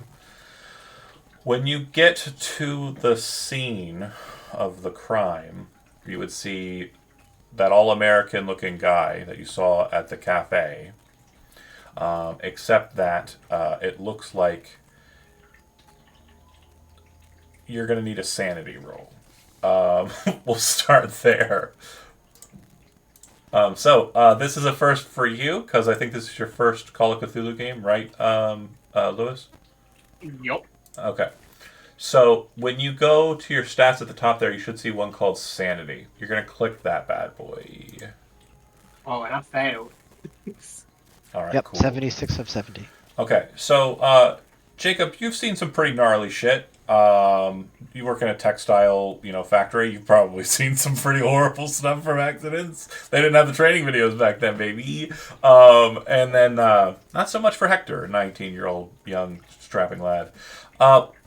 You will take 3 points of sanity. So you'll, on the left side, there's kind of the 75 marker. I think if you click edit, you can change it. You'll remove 3 points from your sanity. Not high enough for you to kind of go crazy or anything, but still a bit of a detriment to you. What you see is that man, he has been split completely in half.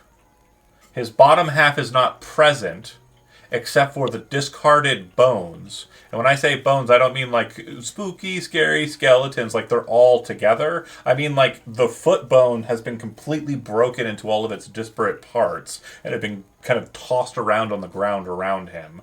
And his innards are kind of leaking out of this bright white colored area that is the dividing line. It looks like he was split in half by like a laser, and there's a glow to the rim of him, the rim of his containered self.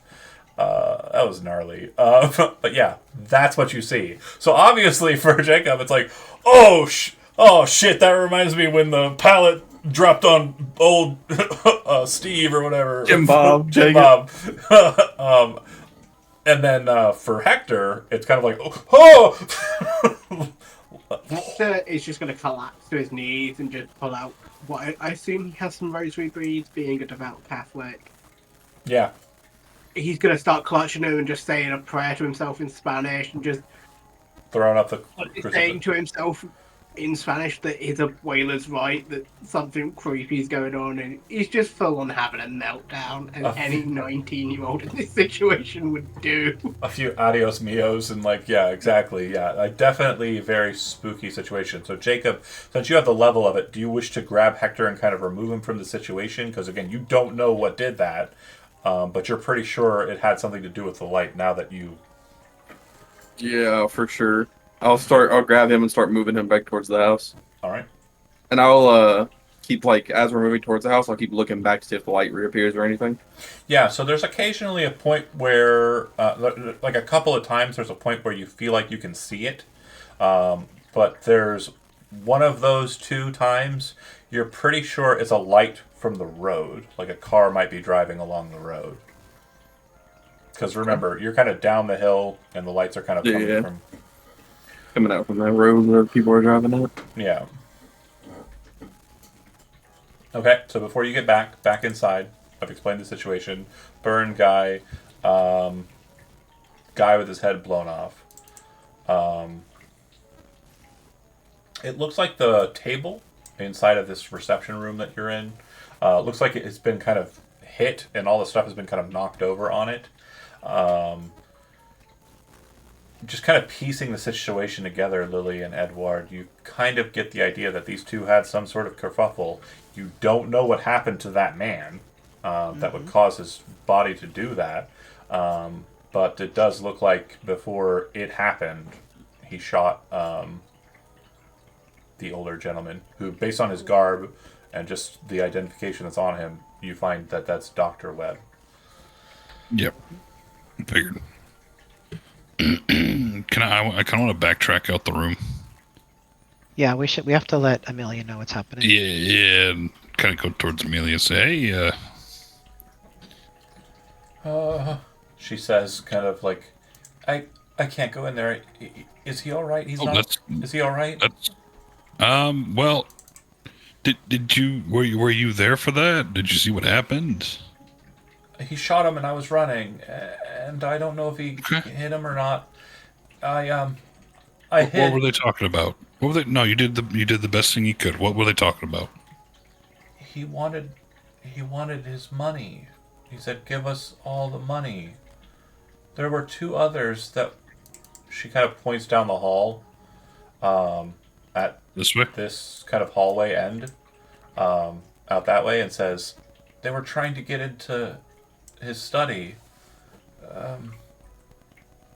They just wanted money. When the shot went off, they ran after me.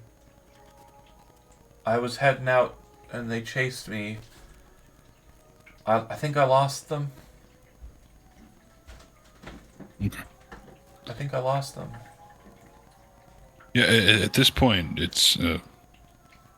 I would say so. They might be lingering around. Just make sure that you're close to us. Don't go running off. Okay. Okay. Mr. Revel said that this wouldn't happen. No, I'll walk over there and I'll close the door. Mr. Revels said this wouldn't happen? She says as Edward kind of goes over to close the door. She kind of What looks is over that? at you. Yeah. He said we would be protected by the angel.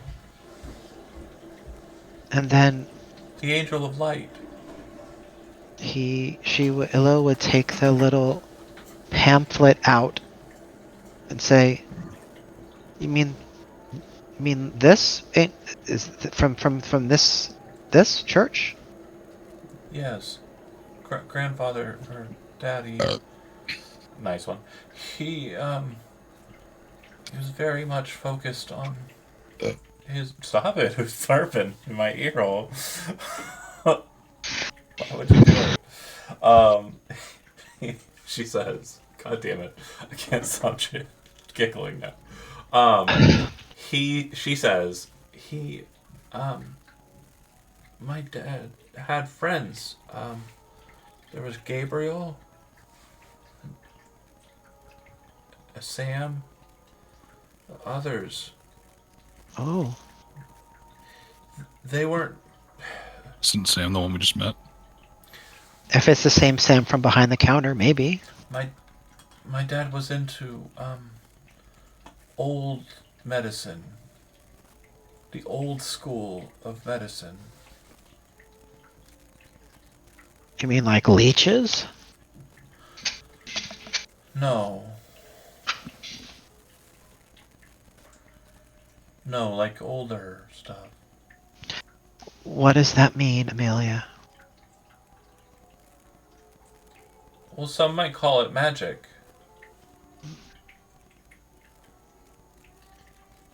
We might want to check the study. It's locked, she says. Where's the study? Which door? This door? So you go to the end of the hall. This door looks like it opens up and isn't locked, and it goes to a water closet. This door? It goes to a shitter, and then yeah, it appears that the other door at the end of the This hall one. would probably be the one. This one? Okay. Can I try kicking the lock? Yeah, absolutely. Let's go with a let's just go with a good old fashioned strength roll.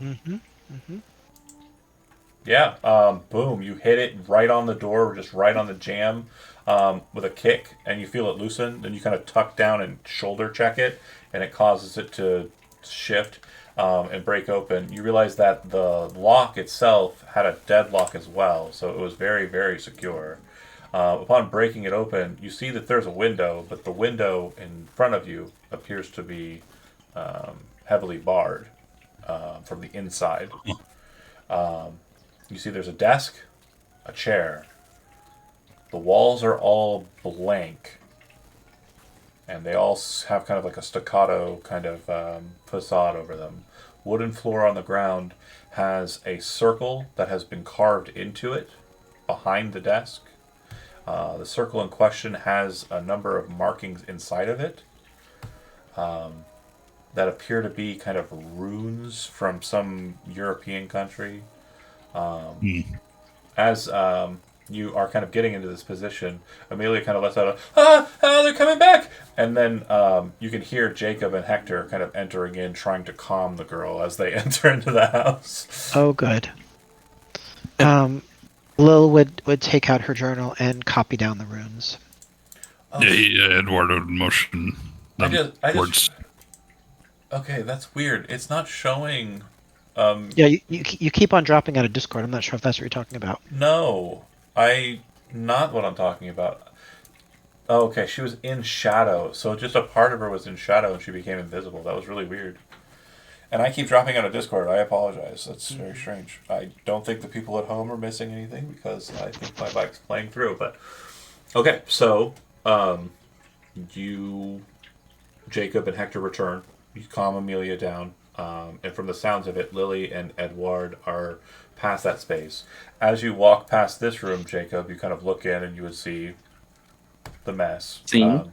Yeah, but it's dark in there, so you can kind of bypass it. Well, I was gonna say, if I could go in there, could I pick up that double barrel shotgun? Yeah, it's empty and its breech has already been kind of cracked, so like you can see that there's Yeah. 2 empty shells in there. Doesn't look like Is there's any there, ammunition that you can find around you readily. Hey. That's what I was gonna ask. Yeah, if they have ammunition, it's probably somewhere else in the house. Probably like Yeah, I'll take it with me to see if they have any ammunition. And I'm assuming since you're kind of like a hunter type, you probably like it's already breached. You just kind of thunk, just like throw the rounds out, and then as it's breached, you just put it so that it's over your shoulder, barrel back, butt down, because that's what the fancy animal hunters would do. Yeah. Because Jacob is way better with shotguns than he is handgun. Fair enough. Okay, so back to the room. Strange runes, some kind of European markers. You're not sure. Neither of you are kind of certain as to what they would be. The desk looks like it's completely untouched. Like there's nothing on top of it, no papers or anything. But there are a number of drawers that are present there. Yeah, let's look through those. Okay. So when you open the top drawer, it is empty, but it looks like there is a small little, almost like a jewelry box, with a kind of soft silk surface. There's no top to it, and it looks like it's kind of made out of shoddy wood.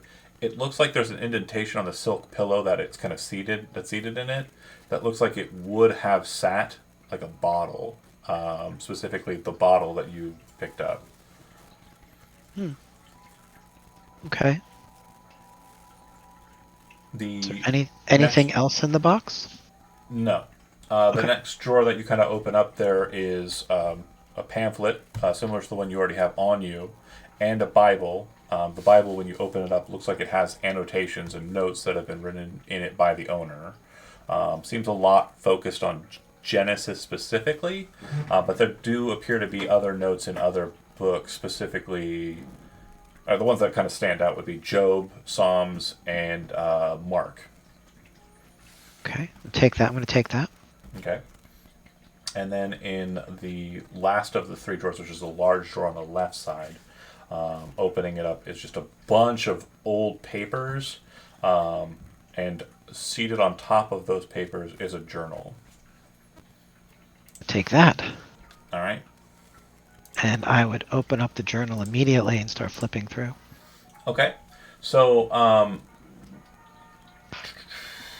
as you start reading through, you realize that it would take quite a while for you to study, to be sure.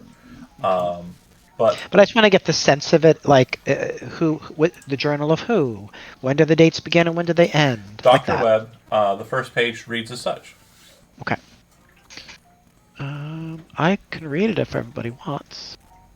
The useful, if unorthodox, resident of the casket, our sin eater, is, as far as I could ascertain, no creature currently known to science. Where it came from and when, I do not know, nor did my predecessor from whom I inherited it, though it is undoubtedly many centuries old, if not more. Its uses have been many over the years, although it has predominantly been employed to rid certain socially conscious families of unwanted offspring, be they the result of centuries of inbreeding, unfortunate accidents, or other unwholesome activities. The legality of the creature's use is debatable.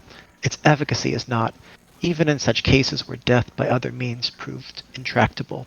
My conscience in this matter, and that of those who came before me, is clear, for many of the children would never have survived regardless given their deformities or other less obvious abnormalities.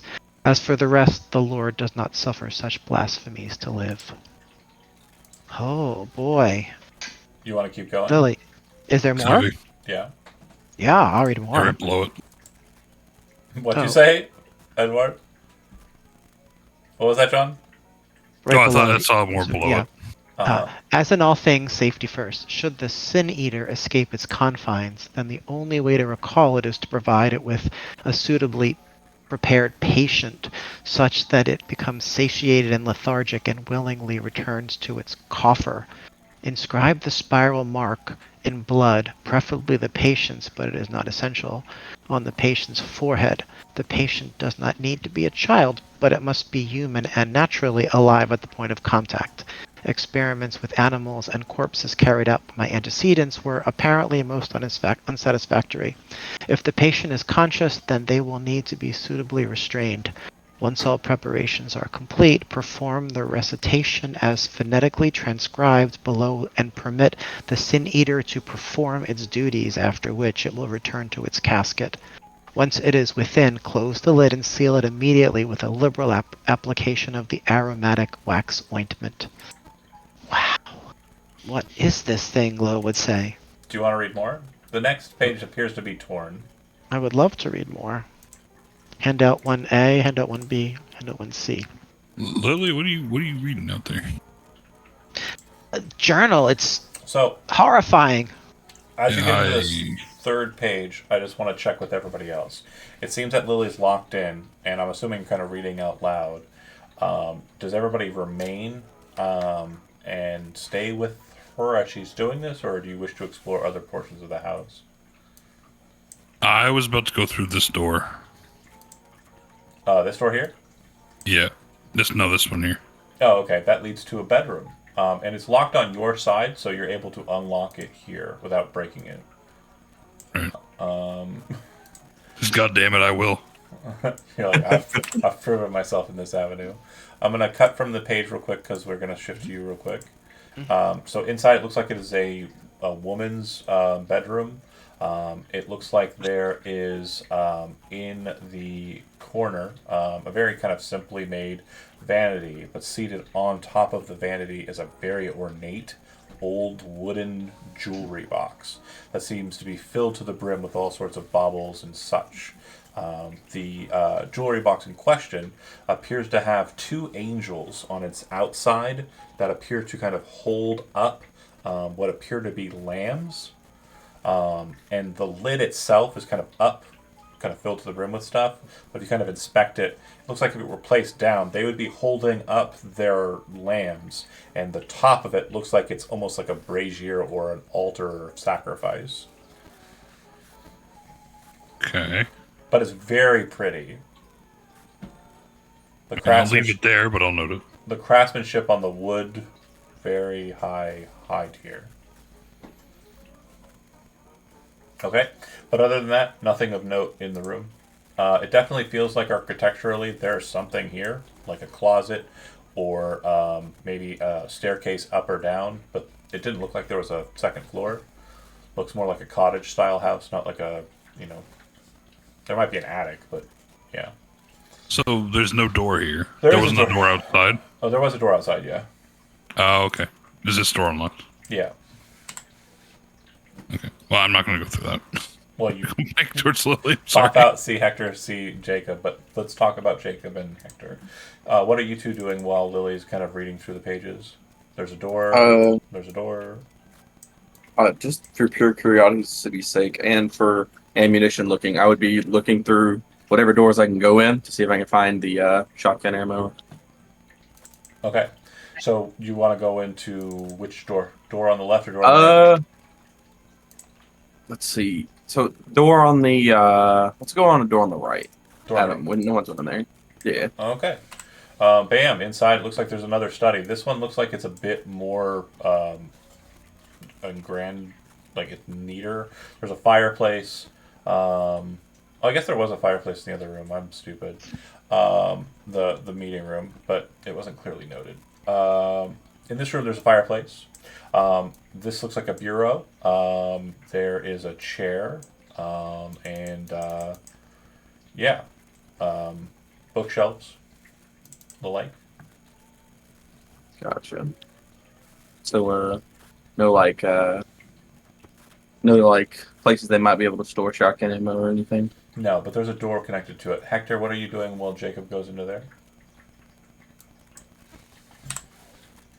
Hector is likely, after seeing the burnt body as well, Hector is still just kneeling on the ground, having a bit of prey, and likely throwing up a little bit in his mouth, just trying to give himself some time to get his bearings, and just keeps looking over his shoulder.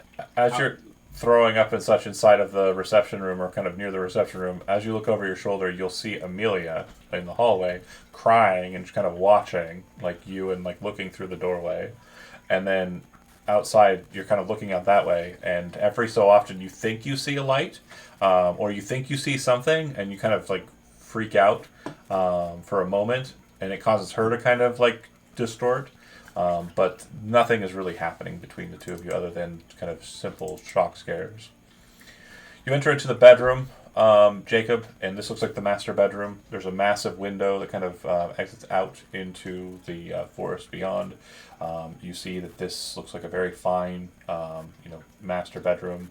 You kind of think for a second, and you kind of go to the side drawer or side table of the bed. Open up the drawer. Inside there's a box of ammunition, 12 gauge, for your shotgun. And it looks like there is a pistol, revolver, seated in there as well. It is a for 45 revolver. Okay, I'll grab it and the ammo. Okay. And then I will walk back out this door. Okay. And I will walk over to Hector and hand him said pistol. Look, I don't think this will stop whatever ripped that guy in half, but it might at least slow it down. And it's said in the snootiest of British accents. So being a British person, you know what that means. That's how it was relayed to you as you're panicking. Pause. Hector just goes, I don't think I've ever really touched a gun before. You don't even gotta aim, just shoot in his direction, hope nobody's near him. Okay. And Hec's just gonna hold on to the gun and then just wrap it in his rosary beads and just hold them both tight. Based on what was just described there, as you're kind of holding the gun, your finger kind of slips into the ring, and Jake kind of swats your hand and says, "No. Don't put your finger in there until you're ready to shoot. You might accidentally do it. Last thing we need is you to shoot me. All right. So the next page. Eehaw. Well, Catch no. Lil is not going to read those words because that doesn't seem right. I was taught the Sin Eater can be summoned and directed to seek out a person at some distance if the correct phraseology is used, this being subtly different to the procedure previously noted, requiring modification to the symbol pattern and phrasing. I detailed this below, but warn. You kind of flutter through the book, and it's kind of Uh-huh. torn a bit and kind of messed up. As you flip to the end, you would see that that's it. That's all the contents. Oh, that was a warning that we'll never know. Oh, gosh. So, is Eddie in the room with Lil? Mm-hmm. Well, Eddie. Dip went into the girl's bedroom, then came back into your room. This looks very bad. Yeah. It seems as if there's a casket here with some creature in it that this journal says would be several hundred years old that feeds upon the living for some reason. I suggest we search the house. That's completely normal. No, it is not normal. He's visibly freaking out. Yeah. She's freaking out too. Inside of the bureau, Jacob, not that it's terribly important, you would find that there's about $600 in cash in the bureau, and there appears to be an account book that's for Arkham First National Bank for the balance of $19,000. There was a pot of funny-smelling wax ointment, kind of a whitish colored wax ointment, and a small... Take that. That's it. Yeah, I'll grab the a bunch of legal papers and professional certificates. I'll grab the ointment, the book, and the money, and I'll hold on to them for her whenever she stops freaking out, and hopefully we can move her somewhere, not here. And then if whenever I get into where Lil and Ed is, I'll casually walk in and be like, "This is not as important, but this would be one of the documents inside of the book that you kind of pull out and notice." So 1879 to 19... Ignore the 1919. Okay, so 1915. And the 1915 one. So the last three are not there. Okay. So K, J, D, K, N. Looks like deposits. Payments. Yeah. That's some payments. It looks like whoever K is yeah, it looks like they might be monikers for people. Okay. Wait, did you say... Excuse me. Did you say that they via that book you just read, that journal, What about it? they can send the Sin Eater after them? After people? That's what the last page seems to say, yeah. And then there's this strange... I don't know what it is. It's not English. It's a language I don't recognize, but it says it can be summoned and directed. I wonder if these are the words that do that summoning and directing. I just don't know. I'm not saying them. Yeah, I wouldn't. I'm curious to think that this would be certain... I don't know, hits? I think we're caught up in some really weird stuff. So Jacob, you kind of, after handing Hector the pistol, kind of walk in on them in the midst of this conversation. Do you add or interject anything about your current experience? Yeah. When he walks in, Jacob's loading the shotgun. He goes, "By the way, there's something out there that ripped a dude in half in the forest." Maybe more work of the Sin in- Eater. In what way? The bottom half of him was kind of tore off, and his bones were everywhere. Like if you ever been in the factory, back whenever we dropped those pallets on Jim Bob, it was almost identical, like Oh. guaranteed. Oh. Do you mention anything about what you saw though? Any other details? Oh, yeah, there was screaming and a bunch of lights. Guns. Yeah, like that one we saw on the road for the first time earlier. Oh shit. Yeah, The on the lights way of here. Nico. And That's there's also like this room over So- here that I haven't opened yet that I'm gonna check out. So for the Jacob. for the scene, like just because there's a moment where Edward is kind of imagining the worst case scenario, and I'm assuming your brain went to the same place that mine did and this narrative did, right, John? Yeah. Yeah. Go ahead and roll a sanity roll. And for those who don't understand what's being imagined here, Is it this? click sanity. Yeah. Okay. So yeah, you know for a fact that old man who was waiting to take a crap He did. must have gotten whisked away or rushed into the forest by whatever Jacob is mentioning here. And so you're pretty sure that he died. And you might have had something to do with that. Lose 1 point of sanity. You just hit edit and change the left side. Yep. Yeah. But after doing that, Jacob will try to open this door if allowed. It opens. Inside is a basement. Looks like it goes down to a cellar. It's filled with kind of dust particles, cobwebs. You look down. It looks like there's packing crates down at the bottom of it. Nothing really of interest from up above. Wait, don't go down there. There is a kind of metal cord kind of hanging from the ceiling right in front of you, and it looks like it's kind of connected to a series of rings that are kind of bolted to the ceiling, and it looks like it's connected to a light bulb at the bottom. I'll flick it on. Okay. Yeah, you can see that the space below, now creepily lit by this kind of free-floating light bulb. It has a very strange-looking vibe to it, but you can hear the hum of an electrical generator system, like a domestic electrical generator system.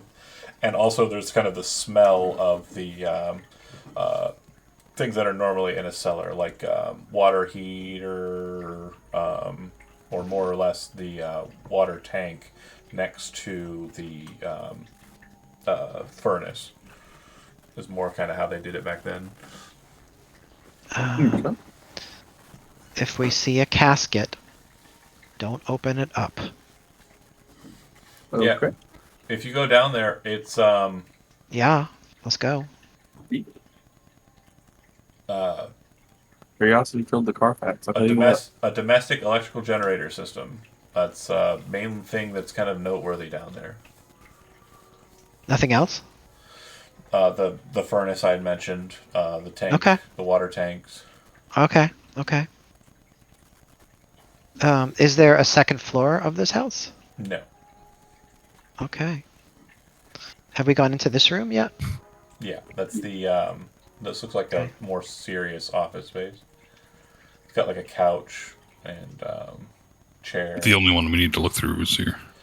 And yeah, that's easy peasy. That'll go to the kitchen. It's got a nice little nook set up. Very quaint, easy. This cottage seems to be very lackadaisical compared to more formal houses that you folks have probably been in. Looks like everything's in its place. And it looks like working plumbing and all of that. Big window, bay window, kind of on the backside of the faucet. You can see the covered porch outside. Looks like there's a kind of loose hanging kind of from the roof of the covered porch chair or swing seat. And it kind of just tracks off on a trail that you're pretty sure leads right out into the kind of uphill forest space that leads towards the road. Where Amelia might have run to?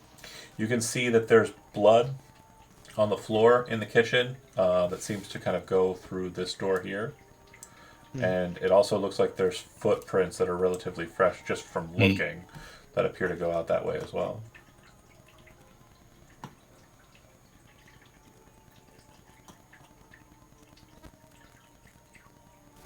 The size of the prints, they would probably roughly match Amelia. Yeah. Okay. Ed's gonna wash his face in the sink. After though. Oh, sorry. One last thing I forgot to mention. Jacob, in the bureau, because the bureau has a lot in it. There was also a. Oh, sorry. Who got the Bible? The Bible with the annotation. Lil has the Bible. Great. Okay. Cool.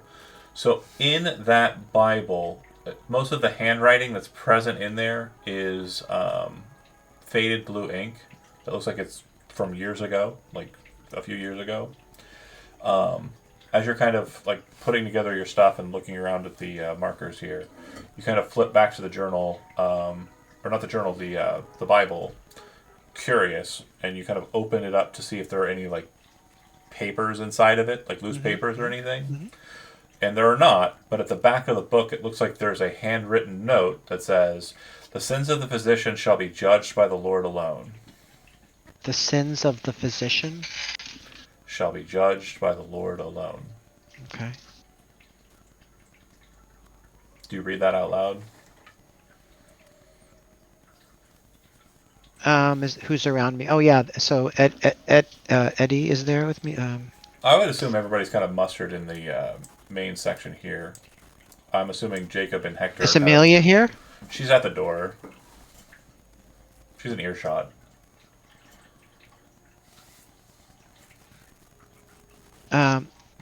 She would show the writing to Amelia and say, "Do you know whose handwriting this is? Is it your father's?"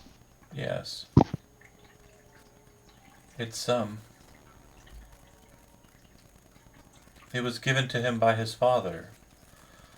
And that's definitely his handwriting. What sins do you think he might be writing about here? His work. What do you know about that?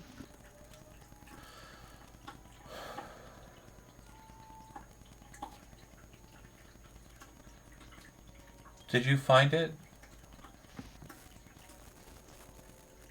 Find what? The angel jar? Yes. Is it still in there? And I assume that by that she means the bottle Yeah. that I found. Yeah. And Oh, she- is the angel still in it? Yeah. No. What do you mean? It was no. She kind of breathes out a sigh, like not a pleasant one, like a like oh my god, oh my god, oh my god sigh. Jacob and Hector, as you're kind of listening to this exchange, Hector paranoid, still kind of looking out the door, right, because of the light. You see it. It's almost like it just moved into frame in the door frame, and you can see the light just It's just gonna shoot at it. out there as you kind of like rush forward towards the door and start shooting. What gun was given to Hector? The 45 that I found in the drawer. Okay. So you're not a gun user, right? Nope, I've got a 20 in handguns. Well, hold on. I've got a serious question, and it's a role-playing question, so keep that in mind. Those are the best ones. I'm going to be putting a 45 revolver on your character sheet, because you have one now. 45 revolver. Bam. Okay, so you're on your combat tab. I moved you to it. You can shoot the gun once, or you can shoot the gun as fast as you can, which would be 3 shots. If you do it with 3 shots, all your shots have a penalty dice. But what do you think Hector would do? Hector's panicking. He's as quick as he can. He's unloading. So you're going to go ahead and click that attack roll 3 times. Okay. Whoa. So that's interesting, but we still have to go with the bonus and penalty dice. So the first 2 won't matter, because if you roll lower than 2, it won't be success. However, on the last one, click on bonus penalty. Okay, so that's actually a 36 instead of a 6. Because when you fire a weapon full auto like that, you have a penalty on the attack. So you fire the gun, bang, bang, bang. The first shot kind of clips the door frame. The second shot clips the top of the door frame because of the kick. And as you kind of like grab your wrist and kind of brace to fire the third shot, it shoots and you can see the light kind of maneuver and it kind of fires off and you're pretty sure it's going the right direction, but you see kind of like a blast of like a tree side kind of burst outside. Everyone inside, bang, bang, bang. As like the echo of a shot kind of slams through the space, Amelia immediately just jumps away from Hector into her room, like running behind him, and you're pretty sure rushes towards her bed. Jacob, in response to Hector, kind of boom, boom, boom. What are you doing? I'm gonna turn around and see what he's shooting at. You see it, the light. There's just a bright light outside that's like, it seems to be emanating from a good distance away, over by the forest line. I'm going to try to stop Hector from running straight out the door if possible. Okay, you kind of Try to calm him down. grab a hold of his shoulder and kind of look at him sternly as the shots are fired. Lily, bang, bang, bang. What are you doing in response? I guess I would head back that way to see what's happening. Okay, And when And he would. do I see the light? you do. Okay. I'd like to go back into this room and grab the bottle. Okay, so you kind of rush past them and then rush into that room, picking up the bottle. Great. Edward? Same, right behind them. Like, what the fuck? Are you kidding me? What's happening? And you look out and you can see the light that you saw before. That's. Okay, so bear with me here for a second. As a whole, this is basically what it looks like as it's kind of moving through the air and kind of past the forest. So when it was in the forest, it looks like there might have been something in the forest, like holding a light or like creating a light in the forest. You couldn't really see the source of the light, so you didn't realize it was a disembodied light. Now, as it moves across the kind of driveway, right, the space where you park the car and like the kind of open area where the road ends between the house and the forest line, it's kind of maneuvering across the space towards the door in a disconnected fashion. It's almost like a will-o-wisp, to be sure, and it starts moving towards the door. I am going to put up an initiative tracker, and on your combat tab on your sheet, you should be able to click your initiative there. Just Dex, you mean? Yeah, it's on the left side of the tab. It should say, like, on it there. Jacob's Also, already good. If you don't mind, can you add a double barrel shotgun to my Yeah. sheet? Thank you.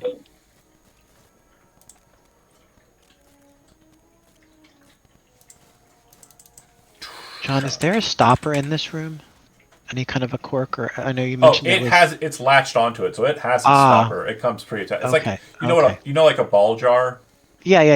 Imagine that kind of mechanism, but then like once you seal it, you screw it on. Just then like the latch. flip top ones.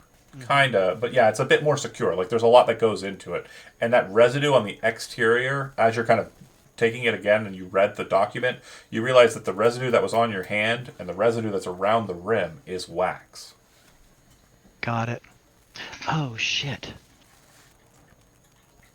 I love when things click in your head. You're just the most hilariously emotive. Sometimes. I love that.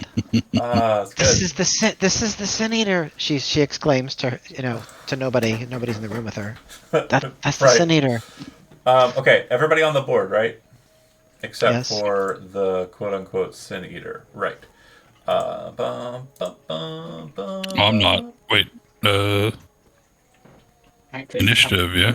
Yeah. Where's that? On your combat, so if you scroll, Dex bottom. if you look at the top, Got it. okay. Wait, no, I don't got it. So if you look at your character sheet, I'm going to go ahead and open it for you on my side.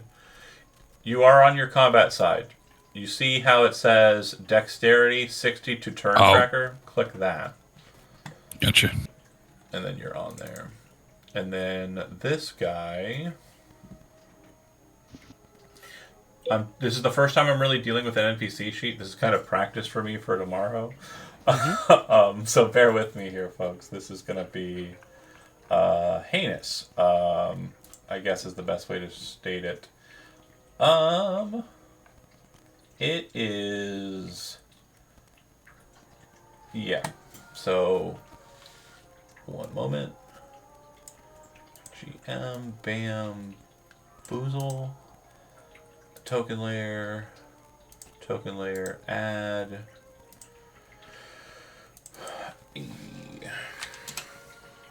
descending. It clears the gaps and takes its place at the door. As it does so, and I love the music, it's perfect, right? As it kind of enters into the door, it actually takes on a more horrific visage. It looks insane. Bear with me here. Yep, there it is. There's a physical mass that's inside of the light that seems to bleed through reality into the world through the light. Its warped, twisted features seem to kind of melt and twist inwards, almost as if, like, with its breathing or whatever it's doing, it's sucking back in parts that are kind of falling off of the eyes that are bright orifices of light and this mouth that seems to be just emanating the majority of the light. If you're in the hallway at current, I need you to make a sanity roll, and this is a hard sanity roll. Oh no, y'all gonna die. Oh, nope. I Like, think everyone prepared for him to go insane. I'm assuming I'd be in the. That's me too, right? Yeah, you said you popped out and looked that way. Okay. So I'm about to fail. So, what I will say is since you succeeded on the effects of the creature, seeing the creature for you, I'm going to say that instead of a hard success for Jacob, just because you kind of stole yourself against it, or steeled yourself against it initially, I'm going to say instead of a hard success, it would have been a regular success for you. But for the other two, hard success. Now, I'm not going to leave you off scot-free, because there's no... You're getting sanity loss. That's just happening, right? So, for you, the lesser of them, it's going to be 8 sanity loss, Jacob. For Hector and Edward, it's going to be a total of, so separate for each. Hector, it's going to be a total of 16, and for Edward, it's going to be a total of 14. Now, quick note. When you fail sanity, you can spend luck to reduce it. But you have to spend a shit ton of luck to reduce it if you have high amounts. So to reduce an amount of 14, you have to spend double the luck. So does that work for me as well? Yes. Everyone can reduce the sanity loss. How much sanity loss is it before you go? So if you lose 5 from one shot, then you will lose quite a bit. It will go to Insanity Town for you. Again, narratively, if you don't think you would be lucky enough to kind of... And I'm going to double check the rules for how much is required. I'll look. Thank you so much. I know if you look in our chat for Sunday games, it's probably somewhere right around there, because we've had this discussion before. Yep. I don't think there's a chance. I know Zach was in the chat earlier. If he was still in the chat, he'd probably be yelling it at me. 52. I love that guy. Yeah, I don't think there's a chance that Hector is luck in this. Hector's losing faith in God at this point. Yeah. No, yeah, that shouldn't exist. That right there. Hector might have a new god by the end of this, and it might be whatever this thing is. That's tangible. God no longer is. That motherfucker right there is not real. It's cheating! or Does not Israel? exist. Failing a sanity roll always causes the investigator to lose self-control for the moment, at which point the keeper should choose an involuntary action for the investigator. For example, jump in fright, cry out in terror, involuntary movement, freeze. Well, Lewis, for you, I like your suggestion. You drop to your knees and kind of Yeah, like almost not so much prostrating yourself, but like dropping to your knees and kind of looking at it in like a magnificent horror, because it is horrific, but it is bright light, right? So it's kind of like a Steven Spielbergian kind of horror. it's akin to a biblically accurate version of an angel to a Yes. degree. What did the angel say? And like, there's no way that was being like honored. It said, "Do not be afraid." Oh, the biblically Yeah, accurate angel. bro, have you looked at yourself in a mirror? Okay, for Jacob, you passed yours. So I'll say that you have relative control of yourself, especially if you're popping all of the sanity down. You're killing Yeah, it. I'm gonna spend it to get down to what 4? I think it'd be half. Yeah. Yeah. So, six sanity points or more is a bout of madness. Yes. And I'm checking to see what the luck price is on luck. Sanity. The music got really weird. Okay. Question, can you Go ahead. push aesthetically wrong? I'm sorry, say again?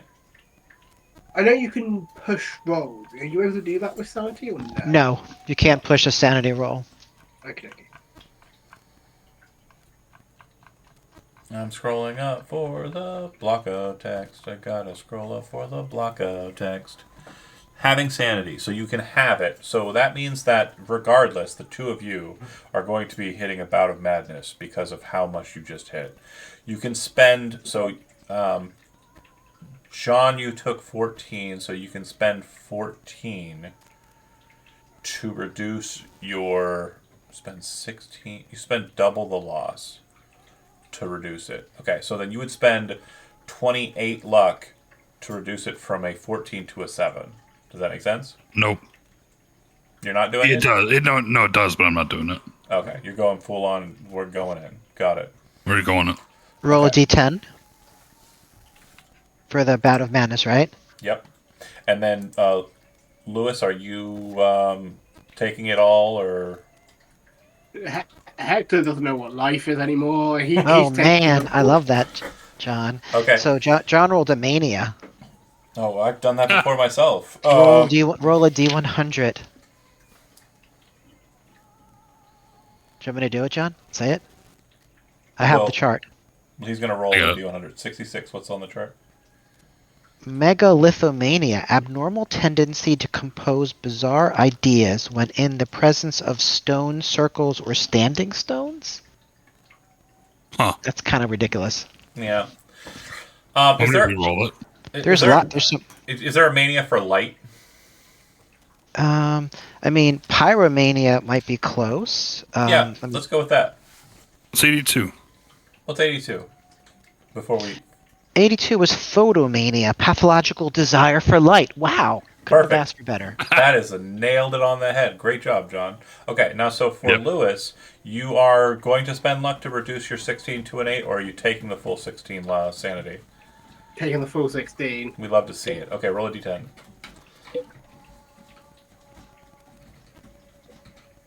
Two. Oh no. That is robbed. The investigator comes to their senses 1d10 hours later, having been robbed. They are unharmed. That doesn't kind of make a lot of sense. No. Hold on. Sanity.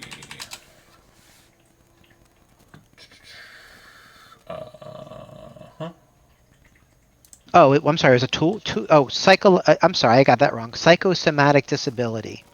The investigator suffers psychosomatic blindness, deafness, or loss of a limb for 1d10 rounds.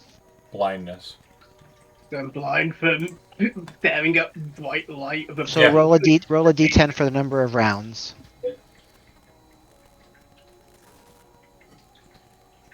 So I Okay. assume you're just praying and praying to the light. Yeah. As Edward is also kind of like really interested in the light. It is a very enticing thing. But Jacob kind of stalwartly stands against it and kind of raises the shotgun, right? For sure. Okay, and Lily says in the room, while all of this is going on, not aware that this is happening, So is the door open or not? this door's open. And yeah, there's a bunch of light flooding in there, but you don't know that this thing. Do I hear like what do I hear of these folk? You can hear Hector probably shouting in a mixture of Spanish and English, just nonsensically playing. If you've ever heard like very desperate kind of prayers to like the saints, that's probably what Hector is currently spitting out. And then Jacob is probably not saying anything, like total cold, like hunter of big game. And then Edward is probably not saying anything other than kind of like confused babbling. It's like, it's beautiful. Yeah, that. And then Amelia's probably screaming in the background of all of this, and the dead light is not really making any sound. Okay. Do we have wax? She would yell. Do we have wax? Jacob, Yeah. do you have it on you? Yeah. He it's in does. my, He took the coat wax pocket. with him. Okay. Yeah. During your turn, as a free action, I'll let you toss it into the room if you want to. But if you want to do something else, you can also take that. You are, you passed your check, so you did not fail. So you're not. I'm not taking over your turn. You did lose some sanity, but I'm going to say you can go ahead and act as normal. Okay. Yeah. My plan was to just shoot at it. So if Okay. I can toss the wax into Yeah. her and then shoot, then by all Okay. means. In either order, that's fine. So shotgun, Yeah. go for it. I believe that the sawed-off two-barrel has a special firing method where you can just discharge both at the same time. Oh, okay. Is it how close is Jacob Short. to the entity? We're calling it short range. Okay. It's literally right at the door. So that's point blank range, right? Yeah, short range. Okay. Yeah, if I can discharge both of them, I will. Do I have to roll 2 different attacks, or is it just on the one? So from what it states here, let me check how it lists it in your sheet. Learning, folks. And the next time we do it, it'll be even faster. So yeah, 1 or 2. So there's no penalty on this because it's not in parentheses. So you can just pump both of them. So go ahead and make another attack roll. I can't. And there's both shots. As you fire it, it kind of discharges, and you see it hit the door frame and kind of break a part of it, and you know you hit the door frame in kind of a half-seas kind of way. And you also shoot high and kind of hit the top of the door frame as well, kind of breaking and splintering the wood of the frame.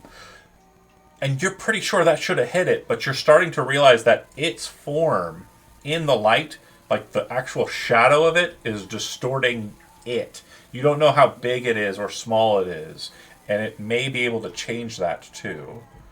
Okay. Like some sort of weird octopus. Okay. Edward, because you did fail your sanity check, this turn you're kind of bonkers anyways. So, because of your mania that you rolled, you walk past Jacob and just I figure I'm walking towards it. walk straight towards it. Yep. Kind of like boom, boom, and then you kind of hold the shotgun down and then grab the wax and chuck it into the room, and then you feel Edward's hand kind of press on your arm down, pushing the shotgun away as he walks past you and kneeling Hector towards the light. Oh. And he looks in his face. He looks like serene. There's like a serene, Like look. amazement. Yeah. Yeah. Lily. Lily takes the wax, opens it up, takes a big blob of it, and puts it around the edge of the bottle. Mm-hmm. She stands up and she starts walking towards the door. Okay. I'm not sure how much you want me to do in one action. I'd say you'd be able to make it like what. Yeah, you'd be able to make it to where Edward is kind of standing next to him. Sh- Like if you want to pop out the door, you could be like right does here. does she could see Edward out the door, right? Well, Edward's not out the door yet. Oh no, I'm not. Oh, She you could mean see from there? Yeah, through the doorway. She could see Edward, and what does Edward look like? he looks like he's kind of in revelry. Like there's like an amazement over his face, and he's just walking towards the door, the outer door. Arms Um, outstretched. Do you kind She of would say- turn to look what he's looking at? No, I specifically don't want to do that. Well, out of character, you don't want to do that, but in character, yeah, why you're right. wouldn't I would turn. I'll turn. I'll do it. Yeah. you? Sanity roll. Got it. Of course. Of course. Here we go. And it is Big- because of This the is- reading. It's not going to be a hard roll for you. It's just a regular roll for you. This is a clutch.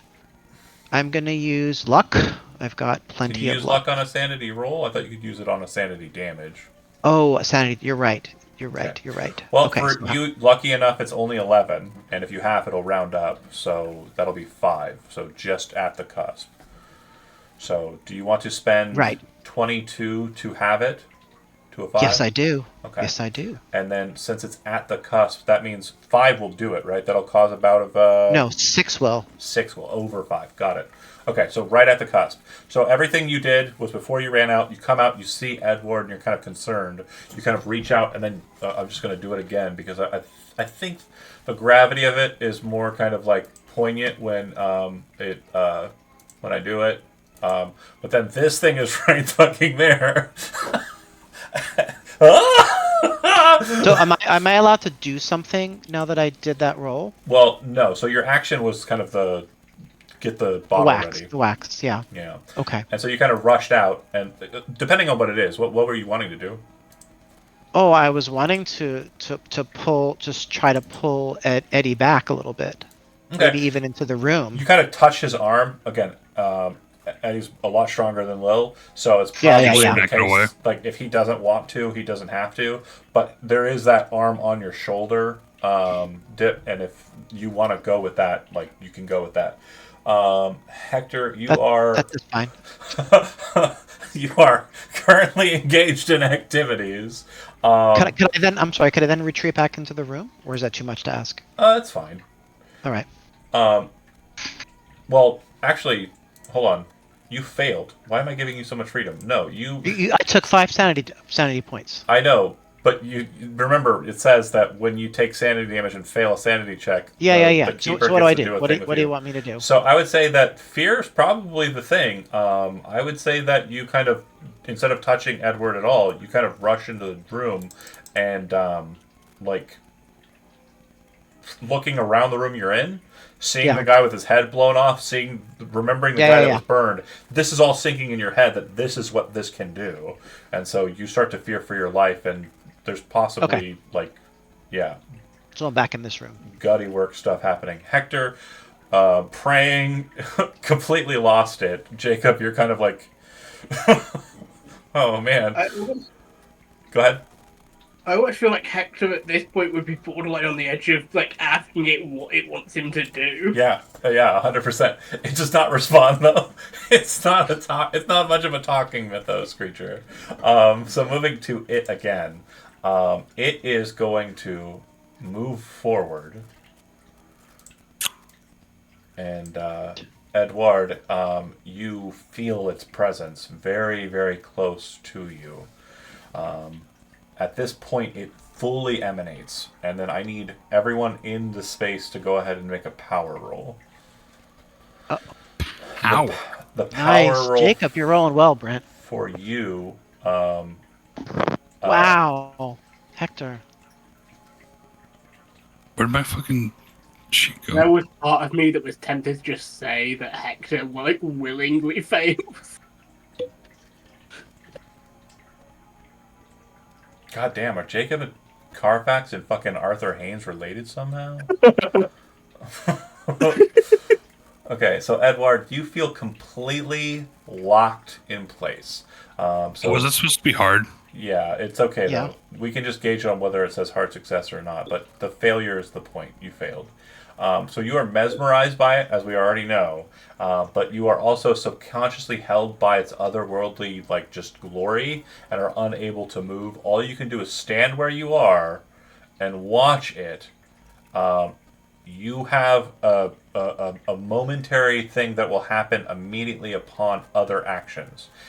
If I do something to someone else that is so horrific that you think it would disturb Ed, you can at that moment, in that moment alone, flee. But other than that, you cannot do anything besides stare at it. And it floats kind of over and around him. Okay.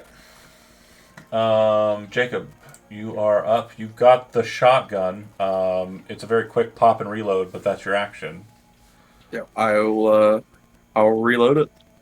Okay. Do you wish to move at all? I don't feel like I'm gonna be able to get away from it either way I go, to be honest.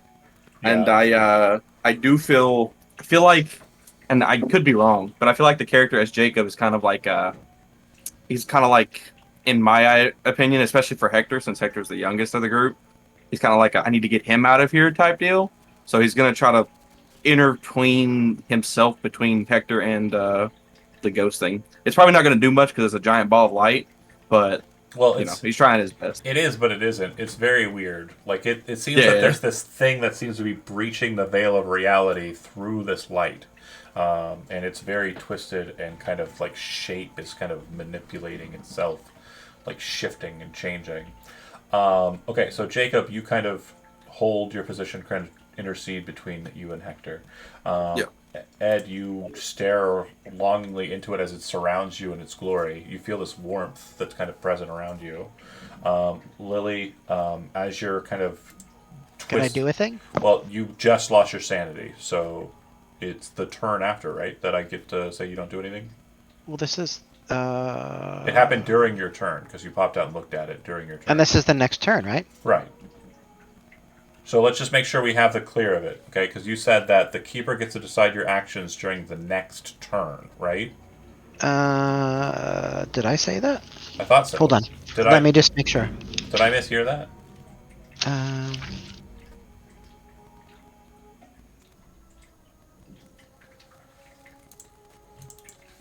Page 156, Bout of Madness. On becoming insane, the investigator experiences a bout of madness. While experiencing a bout of madness, the investigator loses all self-control. In game turns, this means that control of the investigator is handed from the player to the keeper for a short amount of real-world time. But that's only if it's a 6 or higher. Okay, got it, right? Right. That's when a bout of madness takes precedent. Got it. So you're fine. Go on, then.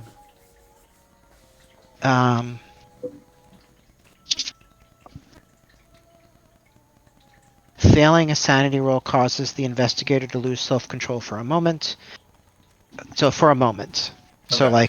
So you said mine was to be frightened, right? Yeah, I'm cool with that. You're still frightened. I'm still frightened, right? I'm shaking with terror, but Lil will have the bottle out in one hand, and the journal out in the other, and say, "Ya heshma keshmene sak mezef kaisi wenizen nakan wechini sejnema." Go ahead and make a Cthulhu Mythos roll. Oh, I can't do. There's no way. All right, I will try. So as you're kind of uttering the words, you've read them, but you don't know how they're supposed to be pronounced phonetically. I do not know how they're supposed to be pronounced phonetically. Okay, so we're going to go to our skills. I'm going to go to our Cthulhu Mythos. I have a 0 in it. You have not learned the spell. You have not practiced the spell. You start saying the words and are kind of looking at it. And as you do so, you hear a scream come from the bedroom on the other side of the hallway. You also see, like, as this form is kind of coming into your view, its twisted, kind of like melty flesh form turns in that direction and seems to kind of be edging past Jacob and kind of moving away from Ed, kind of heading over Hector in that direction towards the sound towards of Amelia. Amelia's scream. Oh shit! Correct. Lily, you are going to do anything else? Mm-hmm. It was your action to kind of try and do the ritual. I Yep. assumed you'd have to be stationary for it. Hector. I assume Hector's still very much insane, isn't he? Oh yeah, sorry. If you want to throw some spin on it, I mean, I guess It will Falling towards the light. move through here, but before it does so, its action is going to be consume. Its light melds inside of its victim, so it starts to kind of purge into, and like the flesh kind of connects to Edward and kind of peels away at him as it's moving through and past him. You take 15 points of con damage. Your flesh appears to burn in the points of contact, and as it kind of peels away, it's kind of like it's melting form. It's like if you've ever had two like cold patties and you've put them in like a pan to try and separate them, they've got that kind of like hard pull apart process. That's what it feels like when it rips away from you. So I have 14 health. Con, not health. Okay. So your con is reduced by 15. Not your health. Hurt Chef. It is a permanent, lingering damage. I just melted the muscles. Okay. I'll have a fucking boxer, of course. This is bad for your fight, yeah, I would imagine. It moves around the corner over top of Hector, and Hector, Wait. Go ahead. Is this something you can lose luck for? Oh, yeah. Shit, my bad. I would say so. 30 luck. You got 30 luck left? I have 50. How much do you have? I have 50 total. I would say for damage, let me check here. We did this discussion a bit ago. His mania embraced the lights so hard. I will say that for this, you can spend 20. No, it wouldn't be that, would it? No, yeah, go ahead and spend 30 luck, and we'll say that it's instead going to do half as much hit point damage to you instead of physical con damage. So you'll take 7 hit point damage instead of the con damage. All right. It didn't pierce. Instead, it just melted the flesh on the exterior. So it just burns instead of like deep muscle tissue being kind of melted. So just picture like Edward like grabbing at it. He's just screaming in pain. When it floats over Hector, not so much for Jacob, but over Hector, you hear the sounds of like almost like an angelic church choir singing in your ears. It comes around the corner, and you can see its weird fleshy lashes kind of slapping onto the door as the light kind of embodies it, making that no longer visible to anyone outside of its space, and it seems to be moving into the room with Amelia. Jacob. I'm going to get as close to it as I can and fire the shotgun at that kid. Okay. All right. So that first one will work. Due to its size and the point-blank nature of it, and you being able to see it at that point-blank nature, go ahead and roll a bonus die on both of these. That'll be for the first one. Yeah, let's go. Oh, yeah. you said for the first one? Yeah, your bonus dice for both. So Oh, okay. So those will both hit. The damage on that is D10 plus 6, right? Solid slugs, 1d10 plus 6 damage. Yep. So roll 2d10 and add 12. dang, unlucky. The 16 damage. Damn. Really bad. Okay, so you move up to it, pull the shotgun, shooting it in the back. It is...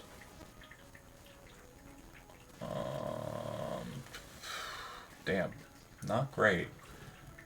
Yeah, it seems to be very quickly and very suddenly distorted by the shot, and it lets out a screech.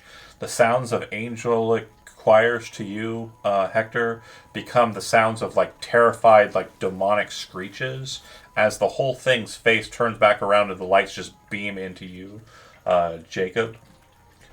Edward, you are just staring at it. Lily, you see it. It seems to be less bright at this point, like the pulsing effect is now present. Are you still trying to read the thing just because it's what you're focused on? She doesn't I mean, seem if like I a saw quitter. that she doesn't seem like a quitter. I could try again, but I'm not sure it's going to have much effect. Okay, so what I'll I'm going to have you do, I'm going to have you roll it again, this time with a bonus dice. okay. So Cthulhu Mythos. Bonus die. And a bonus die. Okay, do you have 43 points of luck? I spent a lot of luck. I spent 30. I've got 30 left, so no, I don't. That sucks. All right. Unfortunately, not low enough, but you know what you need to do. It does seem like there's a tension that's kind of focusing on you every so often when you do it, but it seems to kind of then be focused back in on what's happening at present. Also, something about it to you, Lily, seems now more like a wounded animal than the kind of omniscient, like power or omnipotent power that was present after the double barrel shotgun to the back. Hector, you're out of it, and then it goes to it. It is just going to go ape shit on Jacob. Because, yep. This is how Cthulhu always ends for Brent. Everyone. Okay, so any armor that you have, it ignores, but you don't have any, I don't think. It is just turning into a lash of whips, like flesh whips, that kind of flare out at you, and at the end of each is like a bone-like structure that is almost like a hook, but it appears to be like a human finger that's kind of turned into kind of a carving hook. So there's all these flares of tendrils that kind of lash at you and then tear at you like almost like a cat of nine tails, right? So okay, I didn't roll any sixes. It's sad, but pretty even middle line. So 5 and 9 is 14 plus 8. So yeah, it's gonna do 19 total points of damage to you. Can I dodge any of it or no? So it is possible. It is very, very unlikely. It is an extreme difficulty dodge. You got this. Do it. Let's hope. 4 Do it, times. Brent. Oh, let's go. okay. Look at you go, Brent. A 2. So you I only got one dodge in you there, did the but second one, so that means that would be the highest one, which was the 5 plus 2, so 7. So 19 minus 7 is 12. What's your HP? 12. That'll still knock you out. Yep. Okay. Close though. Very close. If only I could have rolled better on the last one. So, Edward, at this moment, you watch as the light dims, the form of flesh kind of flares out and kind of grasps at Jacob. You can see it kind of tear at the face, tear at the chest, kind of lash at the torso, which is the real, the gut shot is the real, like, hit there. Do you have 20 points of luck, Brent? Yeah, I have 21. You spend 20 of it, you can roll a d6, and you regain that many hit points immediately right now. Deal. Just a scratch. You have definitely half worked this shit. Yeah, dude. 1 hit point. Wow. You watch as that final lash kind of tears at the gut, Edward, and it kind of causes Jacob to fall back, drop the shotgun, and kind of lay back to the wall. It looks like there's a bright white kind of light glowing on the wound, almost like that kind of iridescent or that illuminant kind of weird liquid that seemed to have been present. Well, you didn't see it, but yeah, that I described earlier. Okay, it's done after it kind of spins back around and kind of moves back towards the door. Jacob. Okay, so the shotgun's out of the question. Yeah, you kind of just have dropped it off to the side. You reach into your coat. Is it an action to pull my pistol? Or can I pull it and shoot? I'll let you pull it and shoot it. That's fine. I'm gonna pull him too. Let's see what happens. Can Edward just keep yelling stop, stop, stop? Yeah. Oh, let's go! Wow. Wow. Okay. So that means that it does maximum damage, so extreme damage, because it's a critical success. So 1d10 plus 2. So 10. That would be 12 damage, right? 12 damage. And then plus the extreme modifier, so 17 total. Oh, yeah, 17 total. Yeah. Holy shit. Sheesh. Okay, so Part of me that so desperately wants to say can This to is- jump in the way and take it for his new god. if you are serious, I am. hold on. I'm gonna say no to that because this is a bit more satisfying, I think. Okay, you kind of and Edward, you can hear saying "stop, stop," and Lily in the back saying strange, weird words, holding a bottle and wax and getting ready to kind of. She doesn't even know what's going to happen. So far, nothing. Right. For flavor, Lily, go ahead and roll me one more call or a Cthulhu Mythos roll, and if you want to spend luck to get it down, you can. Okay. It rolls 0. Bonus dice. Nope, I can't do it. All right, great, perfect. That's a very good narrative beat again. You hit it with the shot. You pierce it in the back of what appears to be a head. It causes it to rupture and splinter outwards, and then flare inwards very suddenly. And there's a very bright detonation of white light. For you, Lily, it causes you to fly back and away from that space, and then everything just kind of goes quiet with a kind of ringing tone. You're the first one that comes to consciousness as that's happening, and the thing that you hear, above all, is like a trampling sound, like a sound of feet falling on the porch or the steps outside. As Edward, you, in this moment of kind of panic, run away. As you see the gun hit the back, you're just turning and running. You see Hector laying on the ground, hands kind of up into like on his knees, kind of like laid back, kind of in like a shot back way of praise. His skin burned, but his clothes perfectly fine. Ah. The back of him is not burned. The front of him is completely burned.